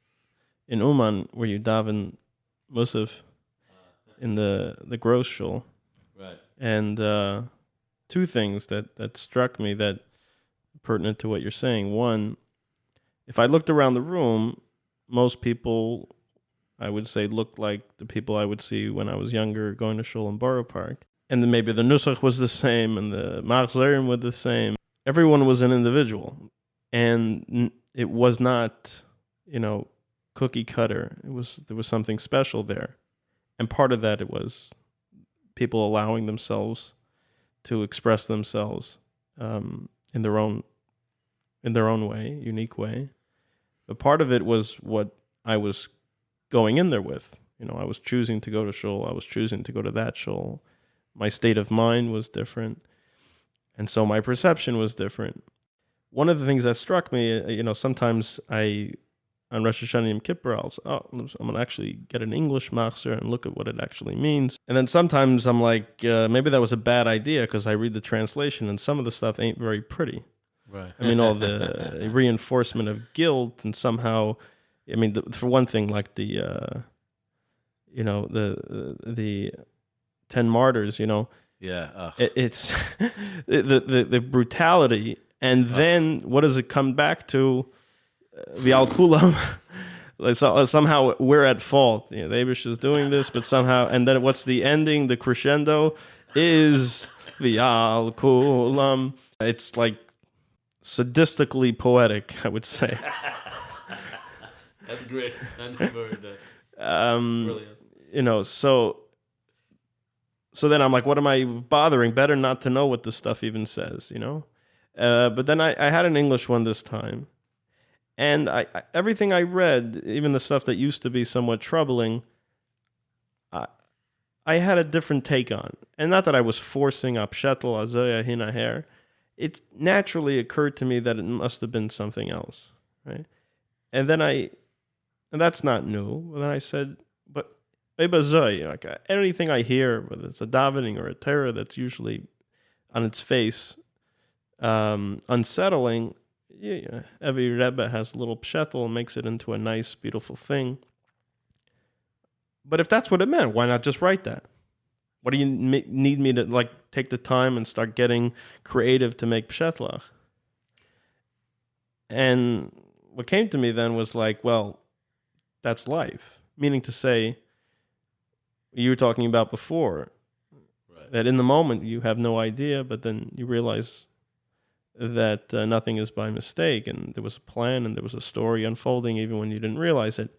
Now, if it told me straight out all the beautiful things, if the pshetlach were just on the page, it would almost be, you know, boring and like it would leave nothing for the one reading or the one experiencing the davening. But the fact that I have to go through almost a retranslation, and I have to believe that I'm given that opportunity when I'm davening to understand what it means based on my own story and my own experience, then that makes sense. Like that is the journey of life. There's the script, but then there's my story, and I understand now what that means based on my story, and that may change again later. Like I said, like we said before, like, it's all interpretations and meanings. And honestly, I mean, sometimes, I'm trying, I fight to believe it, and I believe it. But that moment when it feels condescending, like, oh, you can't have any questions. It's all, right. There's times, you get caught up, and but like, I guess it doesn't empower me to be angry at something that happened or to dig for it too much. I mean, if I think that if I think there's a creator and there's rhyme and reason, then whatever I went through, it was rhyme and reason. But if I don't believe, then everything is for naught. It's just why? What am I doing? Why didn't I jump? What exactly? So whatever. Like I said, maybe it's. I had said to myself, maybe I'm turning to faith. It's my Prozac. Whatever works. I don't really care. I mean, and if it was Prozac, I would be okay, right? Right. So it's religion. Whatever. Religion won't hurt my intestines. Prozac probably will. And one is home and one isn't, and it's like almost no one believes that their home is the best, but it's ours. It's almost right. But I think there's an important distinction when we say like everything is for the best, so why would I stress over it? And like it's something that I think is often unappreciated, that something can be for the best, and sometimes we find out what that is and sometimes not. Right. There's an objective reality that, let's say, a sickness is inherently a negative thing, and that doesn't change. But at the same time, I have to believe that nothing happens by accident. And obviously that's a personal experience. It's not one I tell someone, like, by the way, what you're going through is really a good thing. You just don't know it yet. It's more of something I tell myself, But and by the way, when I was listening to your song, one of the first times, Yodea, I noticed, and I don't know if this was intentional, that the first few times you say in Yiddish and in Hebrew and English, maybe whatever I'm going through is the reason that I'm here. And after you say that a few times, towards the end, you said, no, I say maybe whatever you're going through is the reason I'm here. I know what I'm going through. The reason I'm here. I mean, I can only speak for myself. I don't want to, like, that's what I mean. Like, it sometimes sounds condescending, Right. You know what I mean? You don't want to, sometimes you get asked from people in the hospital or wherever, sing me this song, or she comes sing, and I don't want to sing a Yodea. I mean, the guy or girl, whatever, the person is suffering, and I'm telling him maybe whatever you're going through, like, you want to trade places. Well, so, but I can tell you that what I know for myself, what I'm going through is the reason I'm here. I have come to that, conclusion, whatever. Right. So that's a personal process, and it's like if 50 of us are sitting around a room, and we all say the same thing, that the thing we thought we needed to run away from ended up turning out to be the thing that we needed in order to bring us to who we needed to be, then we can deduce that is probably, maybe, the truth for many people. But for us, we can only say that for certain on our own.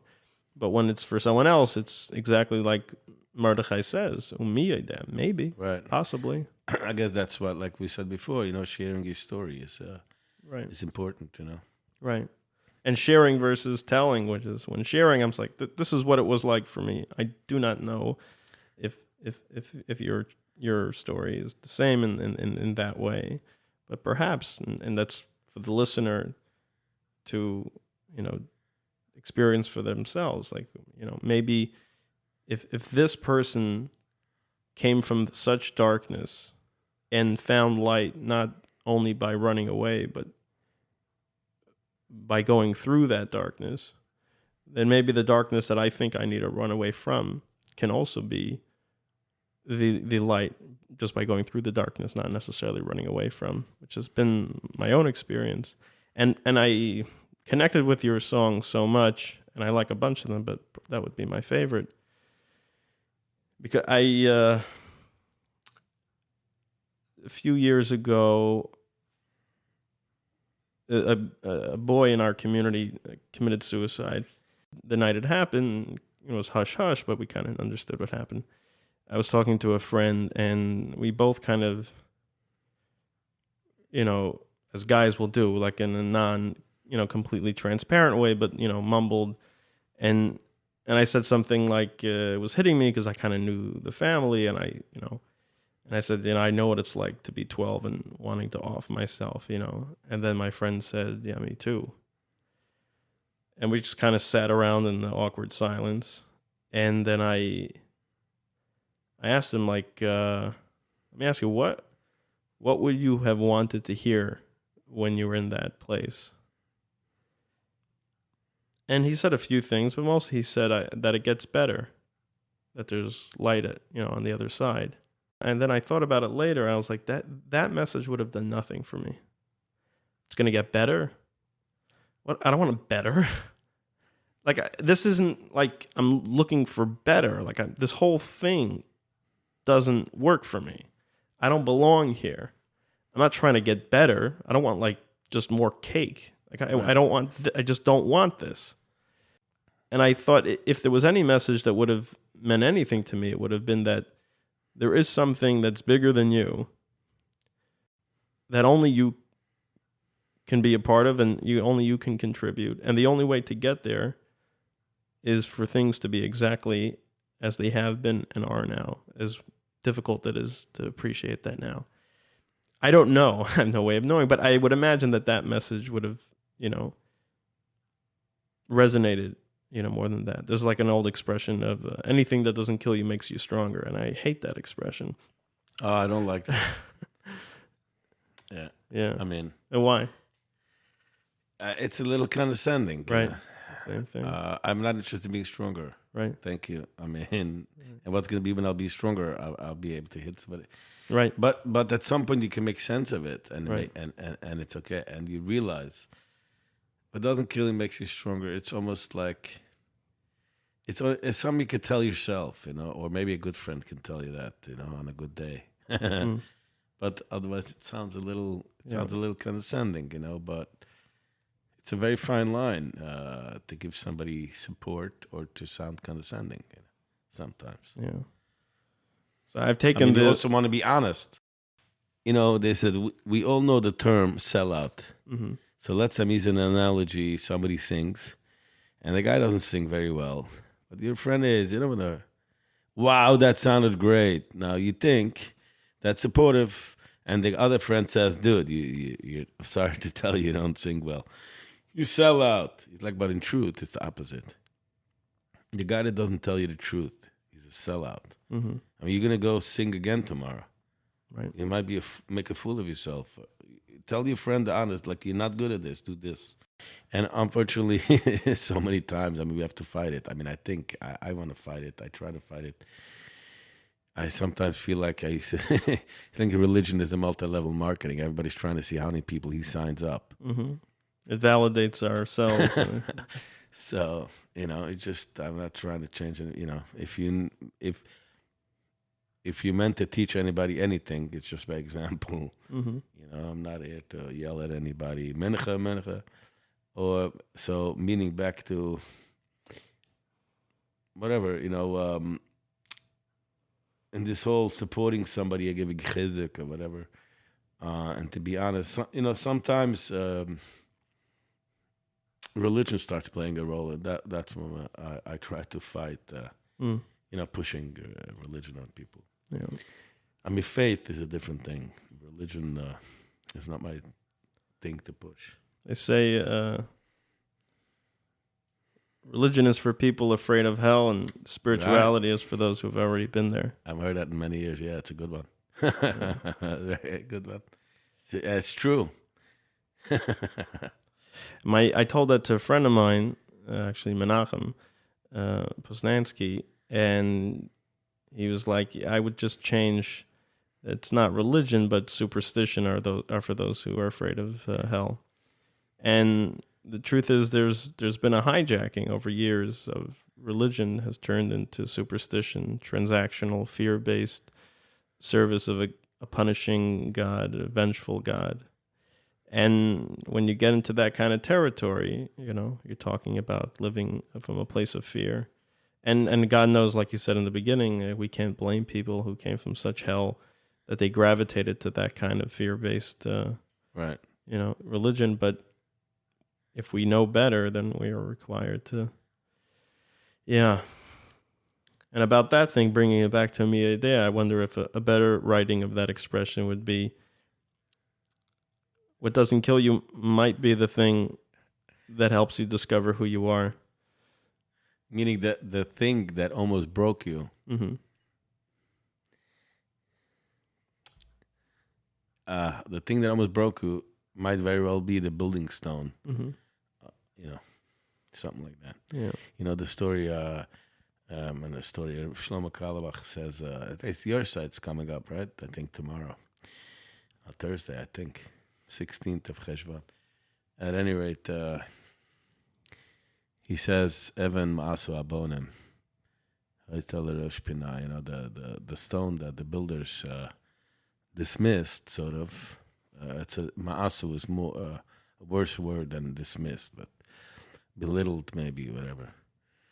Rejected. Was the headstone. Mm-hmm. So he says there's a medrash that says there was the builders, they had stones, there were people that brought stones, and then wherever they needed, they looked for the most suiting stone, and there was this one stone that they could not figure out where to put it. It didn't fit anywhere. They tried so many different places, and it didn't fit anywhere. So they just said, throw that one away.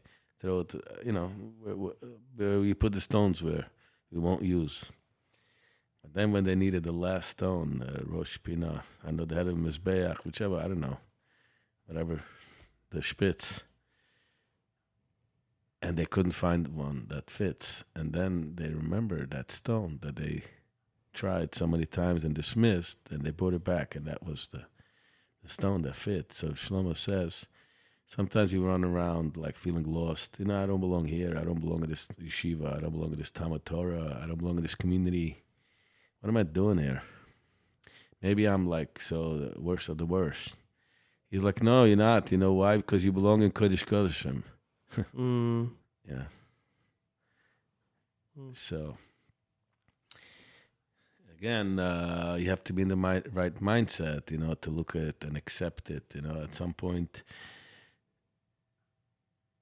everything could sound condescending at the end of the day, But I guess you got to be like water and just go where we can, float where it lets us smoothly and go with the wave. So a few years ago, I remember I came across a YouTube video. I think it was first Eintrebwasser. Right. And I heard it. And a picture with a cigar. Yes. Yeah, so I noticed that right away, and then I noticed the last name. And there was something very unique about the sound, and more so about the words, and your voice is like unique. And I said, I'm sure we're going to hear more of this guy. And I also said to myself, I'm sure there's a story behind these lyrics. And so I'm glad that I'm hearing that now, as I'm sure many others will be. So could you tell me a little bit just how that came about, and then what led it from there?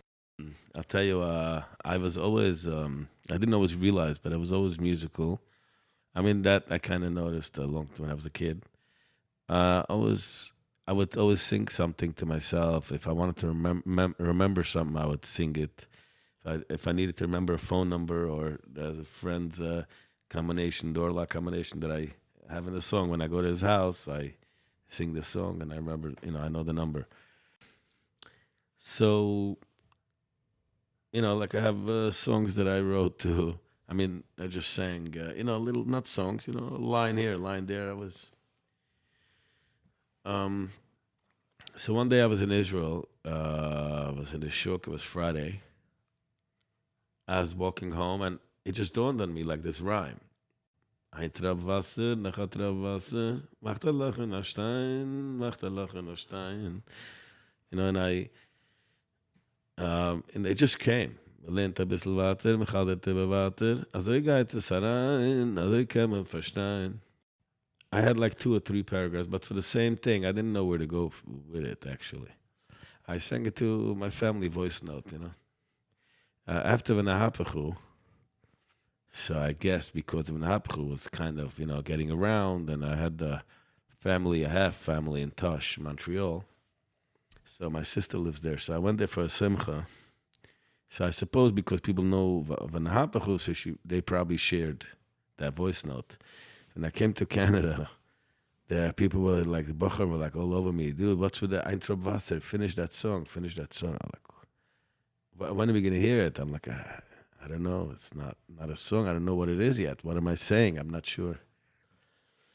And then the people that I recorded V'nahapachu at, they were like, come on, we got to do another song. So I sang them a few songs. They liked this Ein Trab Wasser. They were like, yeah, it needs like, I don't know. Ein Dover Oimet Fein Sheva Yipol Tzadik. I don't even know why he said that. Now, I just, one day it just came to me. I was talking to a friend of mine, and I was saying I need like some lyrics. I'm not sure what to write. And that guy's a writer. And he's like, nah, you need tunes. Writing is easy. I'm like, you're a writer. I'm a tune guy. I'll make you a tune anytime.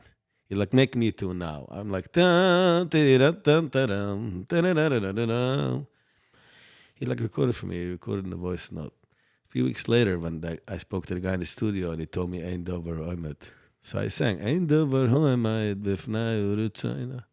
I sang it to my friend. And he's like, that matches what you sang last time. I said, okay, I guess I got 3 parts. Sheva Yipol Tzadik. Sheva Yipol Tzadik v'kam. Now, in Yiddish, barely is kom. Mm-hmm. Like the Litvish Yiddish, Yerushalma would be kam, but so really that's what I'm saying. I don't know how many people chop it. Very, very, I don't know if anybody chopped it yet. I'm not sure. Maybe 1 or 2 people told me they know. But I say, Sheva Yipol Tzadik v'kam. He just barely got up. And that's kind of what I'm saying, that whatever. So, that's kind of how it happened. What happened with that one, like I said, I was in Israel visiting the studio. I mean, I was visiting a friend. So I went to say hello to the studio. They said, come on, let's do. And I had 2 more days to stay in Israel. So I sang them a few songs. They chose Ein Trab Wasser and V'ahavtu. V'ahavtu was also short. I didn't know, like, why? Why do you want the song? I still have to write more lyrics, maybe a 3rd part. So we decided to just sing English and Hebrew as well. And so that's that. In the meantime, I came back while they were working on it and bickering with each other. And then one day he called me, Ein Trab Wasser is finished. It's coming out in 2 days. I'm like, okay, send me a picture. I'm like, I'm on the streets right now in Borough Park. What picture? What are you talking about? Now, I don't have a production. I don't work with a label, a producer, or a production team. It's me. My friends help me out, or I don't know. Maybe certain people you pay, you hire somebody to help you out with this or that. But so I didn't know what to do. I went to a friend's house who works in film industry also. I knew he had a camera. So I made him like a 20-second video where I sing, whatever. And he helped me send me a picture. I'm like, I don't have a picture. But I recalled, and my mother had seen a picture on Facebook of me. Now, the guy is a friend of mine. The guy that took the picture, he just didn't remember who I am. It was like 5 or 6 years prior. He took a picture of me, like, smoking a cigar, and he happened to put it on Facebook the week before. And my mother tells me, this picture is good for album cover. So then he asked me for a picture. I said, I have a picture for you. I mean, obviously it took me a minute. And then, that was that. Mm. Then came Vahavta, which went to a new level again. Right. And then came Yoimam, which went to an even bigger level, and took Vahavta to even bigger level. Right. And then it's weird. I have no, It's been a... Oh, sorry? No, I'm saying I can't make any rhyme and reason out of it. So Right.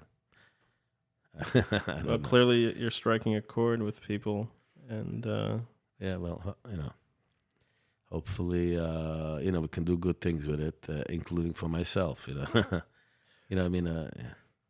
what's there's, I'm sure a lot you can say, but the last 2-3 years that you've been almost pushed or propelled into this new spotlight or career, what's, in a nutshell, what would you say that's been like for you? I can tell you there's so many sides to it. It's very encouraging because I, to myself, in the same thing will tell you two sides, meaning I was outside the box, I was off the beaten track, I wasn't accepted, don't talk to him when I was 8 years old, or don't talk to my son, whatever, don't come to the wedding. So it's very, very refreshing as well. It's promising. It's promising because my first 3 or 4 songs were like, I have all the reasons. I can tell them all the reasons they should dismiss me. And I wasn't hiding any of those reasons. Meaning I wasn't covering anything up. So in order to be accepted, I was like, this is me. I'm not pretending, don't accept me. I wasn't expecting acceptance from you. And, so then when the community and I see people with a streimel and white beards come give me a hug at a wedding, or some guy from I don't know where tells me, because of you, my son, you're the only Jewish singer. Because of you, my son listens to Jewish music. It's very refreshing to get, accepted. And I expected people to say, stop telling me when Mashiach is coming, whatever.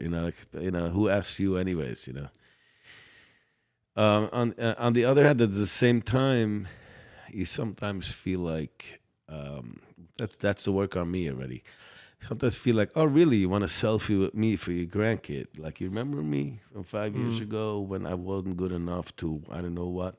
But then I have to let go. And again, what do I want from this guy? I mean, that was his reality then, and Right. he's allowed to change. And I don't know if I'd be better in his, but, it's about being open and forgiving. And I have this thing I wrote about Germans one time, whatever. It's not very, maybe I'll put it on. It's a hard one against the German, against whatever. It's my bitterness. But I ended with, there was, it was an interview once in Germany of Shlomo Carlebach. And they asked him if he hates them. I don't remember, I'm not quoting the question. If he hates them or why he doesn't hate them. Or maybe he asked if they hate the Germans. And he said, I have one heart. I can choose to love or to hate. I choose love. And really, ultimately, it's that. And I could also say, well, guess what? The guy that didn't accept me, the guy that told his kid not to talk to me, that's because he had bad influencers. And if I could, therefore, being that he already let me in, and I can therefore maybe make that difference, then hey, Yodea. Exactly. That's exactly the point. Right. Back to that point. And again, also give credit where credit is due. I mean, if this is the guy that dissed me, and now, in spite of, he lets me in, plays me, so he's doing something. I'm usually like a private withdrawn guy, and I don't like people tapping me on the arm all the time. And, it's kind of a little sometimes uncomfortable, people approaching you and hugging you. I'm like, on the other hand, I'm like, hey, apparently something came through that I'm a certain type of person. Right. And so, there's a lot of great positiveness to be taken out. And again, I can dwell in that, we can always do that. And, like you started saying in the beginning that you're dealing with broken people and they're going to do what broken people do. There's an expression, hurt people hurt people, you know? I never heard that. That's a Yeah. good one. I got to write that down. That's a good one. And here later on, they're hugging you and giving you all these praises, and maybe they blame it on, not that I really listened, but my kids, or there's something. But there's clearly a way of, something that you're giving them, whether they want to acknowledge it, that they needed that or do need that. I experience this sometimes with people who I grew up with, and again, nowhere near the kind of things that you were talking about, but people who I, as a child put up on this pedestal, and they were such large figure and representations, and I meet them today, and they're just sweet, broken people who just didn't know how. I was like, wow, I can't believe that I attributed to malice, as the expression goes. Don't attribute to malice what you couldn't attribute to incompetence. I was like, I was attributing to malice what I should have been attributing to brokenness. They were just broken, and we all are in some way. And that's nice that, I guess, full circle, but not exactly full circle, with everything that you're coming back and giving to the people that, I guess at one point you thought you had to walk away from. I mean, well, if you look at it from this point of view already, I mean, I didn't walk away from them. Right. I mean, I walked to myself, which wasn't visible to me there. Right. I mean, again, you can only see it. Lech lecha. Right. Again, you can't see it. There's a word. Somebody told me, Moshe Rabbeinu asked Hashem his name, and Hashem tells him he wants to see his face. What's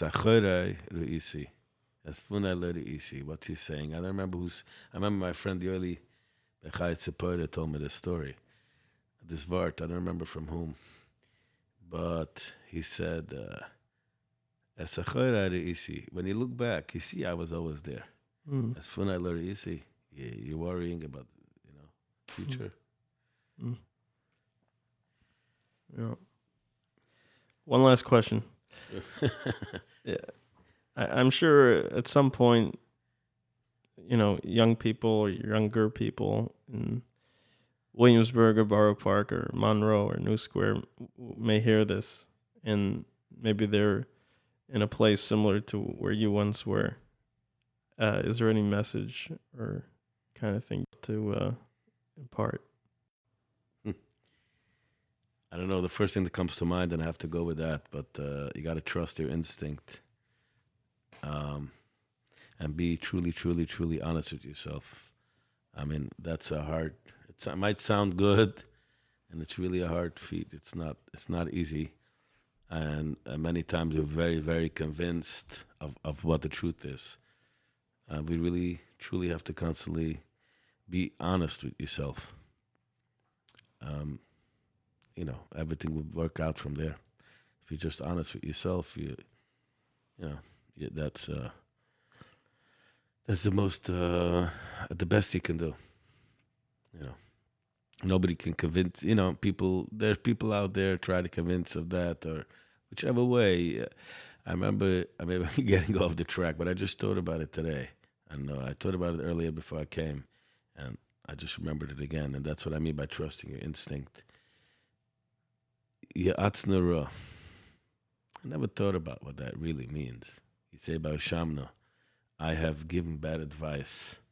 Never thought about it as a sin until I heard from somebody, Reb Adler Belzer used to say, that's one thing that they can't say about me. I mean, this guy was so pure. That's one thing they can't say about me. I was never over on Ya'atznera. And I don't know people, I'm sure, listen, we all know the good people and bad people,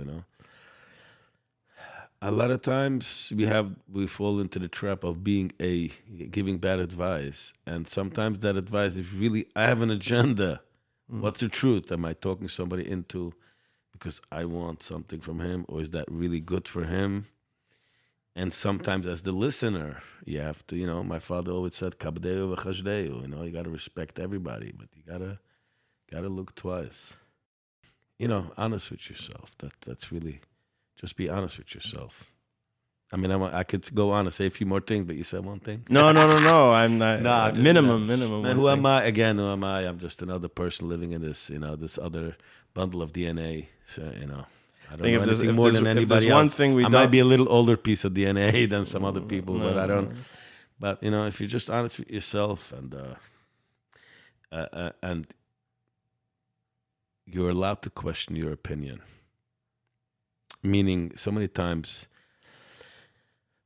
I had an issue with somebody, let's say, and my brother Mark, a very, very close friend, my brother, was also a good friend, and I would like vent to him, and he'd be like, "Why don't you go and tell him in the face?" And I'm like, "Yeah, but this is my take, and that person has another take. I have to take it apart. Maybe I'm wrong. Well, just because I'm so convinced." And so I think if I was always so convinced of me being right, of the way I see the story, maybe sometimes it means being a victim, or maybe sometimes it means not making somebody else into a victim, If I'm being honest with myself and not be afraid of, hey, I'm not all that, My take on it might not be the only take. And I don't think those two things are disconnected. Right, I think people who do not trust themselves often give advice that is for themselves, because it's like, I don't really believe this, and the only way I can deal with that is by forcing it down someone else's throat. Maybe if they buy it, then I can feel like I buy it. Right. Sometimes whether it's a job or so many times. I mean, I probably catch myself also at some point. I'm gonna hack against somebody. Like, why are you hacking? You have an issue. Great, that person. Let that person do his growth. I mean, this is a certain scenario, but there's so many. Just be honest with yourself. I mean, I always tell people, like, whatever, you should be there to be a good friend and have good friends. And that, like, when this all started and people were asking me, if it's getting to my head or this and that, and I'm like, I'm praying for good friends. And if it gets to my head, my good friends will wake me up. You got to be lucky to have good friends, but you really have to be your own good friend, and that you can only do that if you're honest with yourself. And people, at the end of the day, people are empowered. People feel empowered being around people who are not afraid to make their own decision, who are honest with themselves. That's what's empowering to others and to oneself, to be able to look within, differentiate, but certain things, but know what you want to do, and there's nothing more empowering. At any rate, I'm babbling on. If there's nothing to apologize for, it's authenticity. I think we can all use more of that. Yeah, including myself. Yeah. Listen, I don't remember who said it. How come there's so much sheker in the world? If Hashem created and stamped the world with emes, he said, you ever saw a stamp? A stamp of emes is sticking out, bolting out. So if you stamped it, so sheker was the one sticking out. And I don't remember, you might know who it was. It was the Litvische Gadol. I don't remember who it was. I just remembered now. I wanted to say it earlier when we talked about, in spite of Anichai. Of Tzilahochas, there was one, I forgot who it was. He went to maybe raise money, and they had a stopover in Italy, in Rome maybe. So he asked him to go to Titus Gate. He asked the guy, they had a stopover like for 3 hours. He asked his Gaba, find out how long, if we can make it to go to Titus Gate and back. He's like, yeah, but it's tight. He's like, let's go. He went. He got out of the car. He said, Titus, where are you? I'm here. Where are you? And he walked into the car, like, go back to the airport. And, it's funny because a few hours ago, I was talking to this Hasidic guy. And, he was having his questions. And, I don't know. Why should I this and that? And I just talked about, the bottom line is the miracle of the Jew. And so we talked about that, but tell me on the other nation. I mean, back then there were no politically correctness like now. I mean, you took over a country, you sent everybody out, you brought your people in, and everybody got tangled up, assimilated, and that culture is gone. Any culture that has been chased out of this place has been eliminated. I mean, you could tell me the Kurds or the Yazdi, but I don't know that they got ever chased out of their zone, and I don't know how long they go back either. We know that we go back a couple of thousand years, and you can't deny. I mean, it's in the books.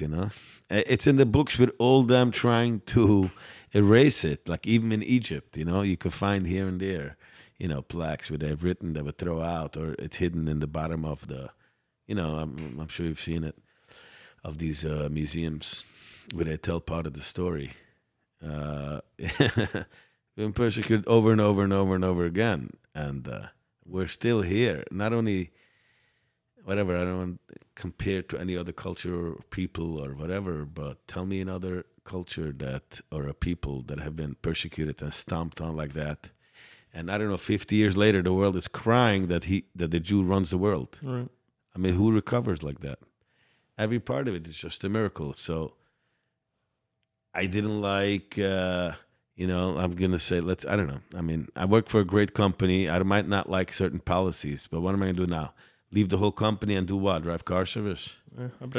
There's nothing car service. This system works. I'm on a winning team. Just, I have to figure some things out. Right. But I'm not leaving this winning team because we are the winning team. Right. And any other winnings is very, very temporarily everywhere. Right. Imagine if that's true in the macro, in terms of Jews as a people, that's true in the micro for us as individuals, that we are miracles, Right. That the trauma of Jewish history doesn't happen only in the klal. It happens as we experience it as Yechidim, and that we go through what we go through, and that we're not just standing at the end, but thriving and creating. That's a miracle. There's a story, there's a word, Baal Shem Tov, I think, or Nachman, both of them, I'm sure they both breathe air, so they could have both said it, maybe Reb Nachman, whatever. He says, there's a word of, there's a Pirkei Avot that a guy came to Hillel Azok and he wants to learn a Regel Achas, and he tells him, what you don't like to be done on yourself, don't do unto others. So he asked, first question is, who is this guy? Why does he want to learn Torah? And what is what is Hillel telling him? So he says sometimes somebody goes off the derech and he leaves it all, but he still has light in him. And on his way, on his path, he might have smiled, he might have given a good word, and therefore he contributed light to somebody else's life. So this is what happened to this guy. He encountered the Jew that went off the derech. And, and so he came that he wants to learn. So he came to Shammai. Shammai didn't know what he wanted. Like, get out of here, or maybe he has an explanation of Shammai because he has a different way of looking at things. But I got to the point of Hillel, though. So he comes to Hillel and he tells him, I want smooth sailing. I seen that Jew I met. There's ups and downs. I have no patience. I have no time for ups and downs. I want a smooth sailing. So he says, you know why your friend went through his ups and downs? In order to give you the light. What you wouldn't want to be done to you, to prevent the light, don't do unto others. Meaning, take upon yourself a little ups and downs. Because of Yodea. It's all, it all comes back to Aleph. Yeah. Thanks so much, Meilech. Thank you. Im Yodea, im La'ais Kazois, Higat la Malchus. Im Yodea, im La'ais Kazois, Higat la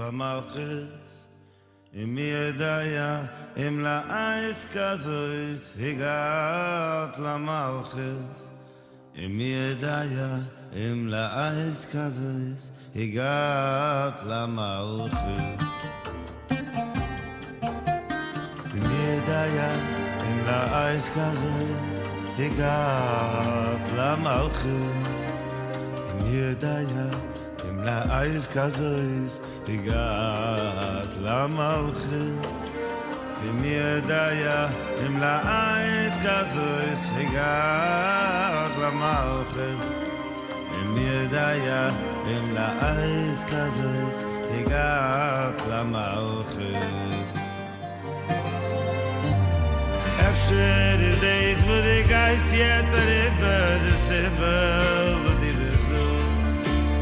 After the days with the guys yet at the bird the silver with the blue. After the days with the guys yet at the bird the silver with the blue.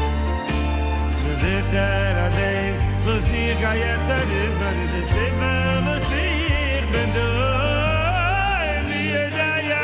In the ice causes he got la malchus in Yodea in the ice causes he got la malchus in Yodea in the ice causes he got la malchus in Yodea in the ice causes he got la malchus.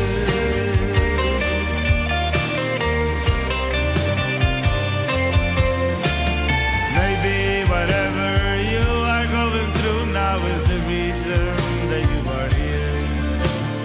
Maybe whatever you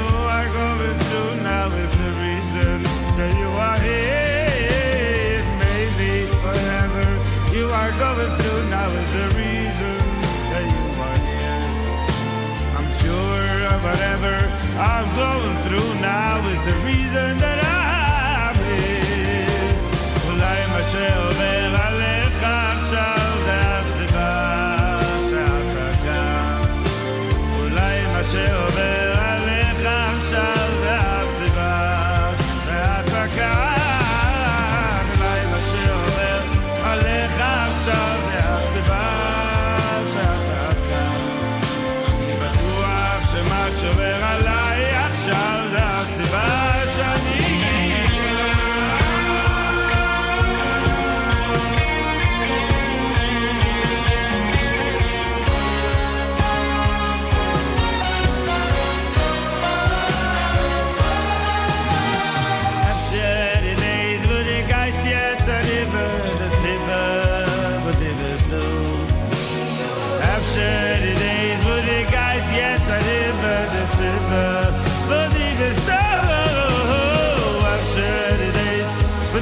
Jetzt an die Böde Silber wurde bis du. Wenn ich der Ades für sie jetzt an die Böde ist der Silber was ich bin du. Maybe whatever you are going through now is the reason that you are here.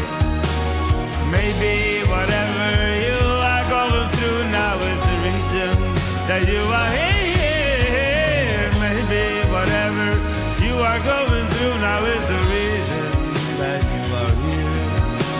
I'm sure whatever I'm going through now is the reason that I'm here.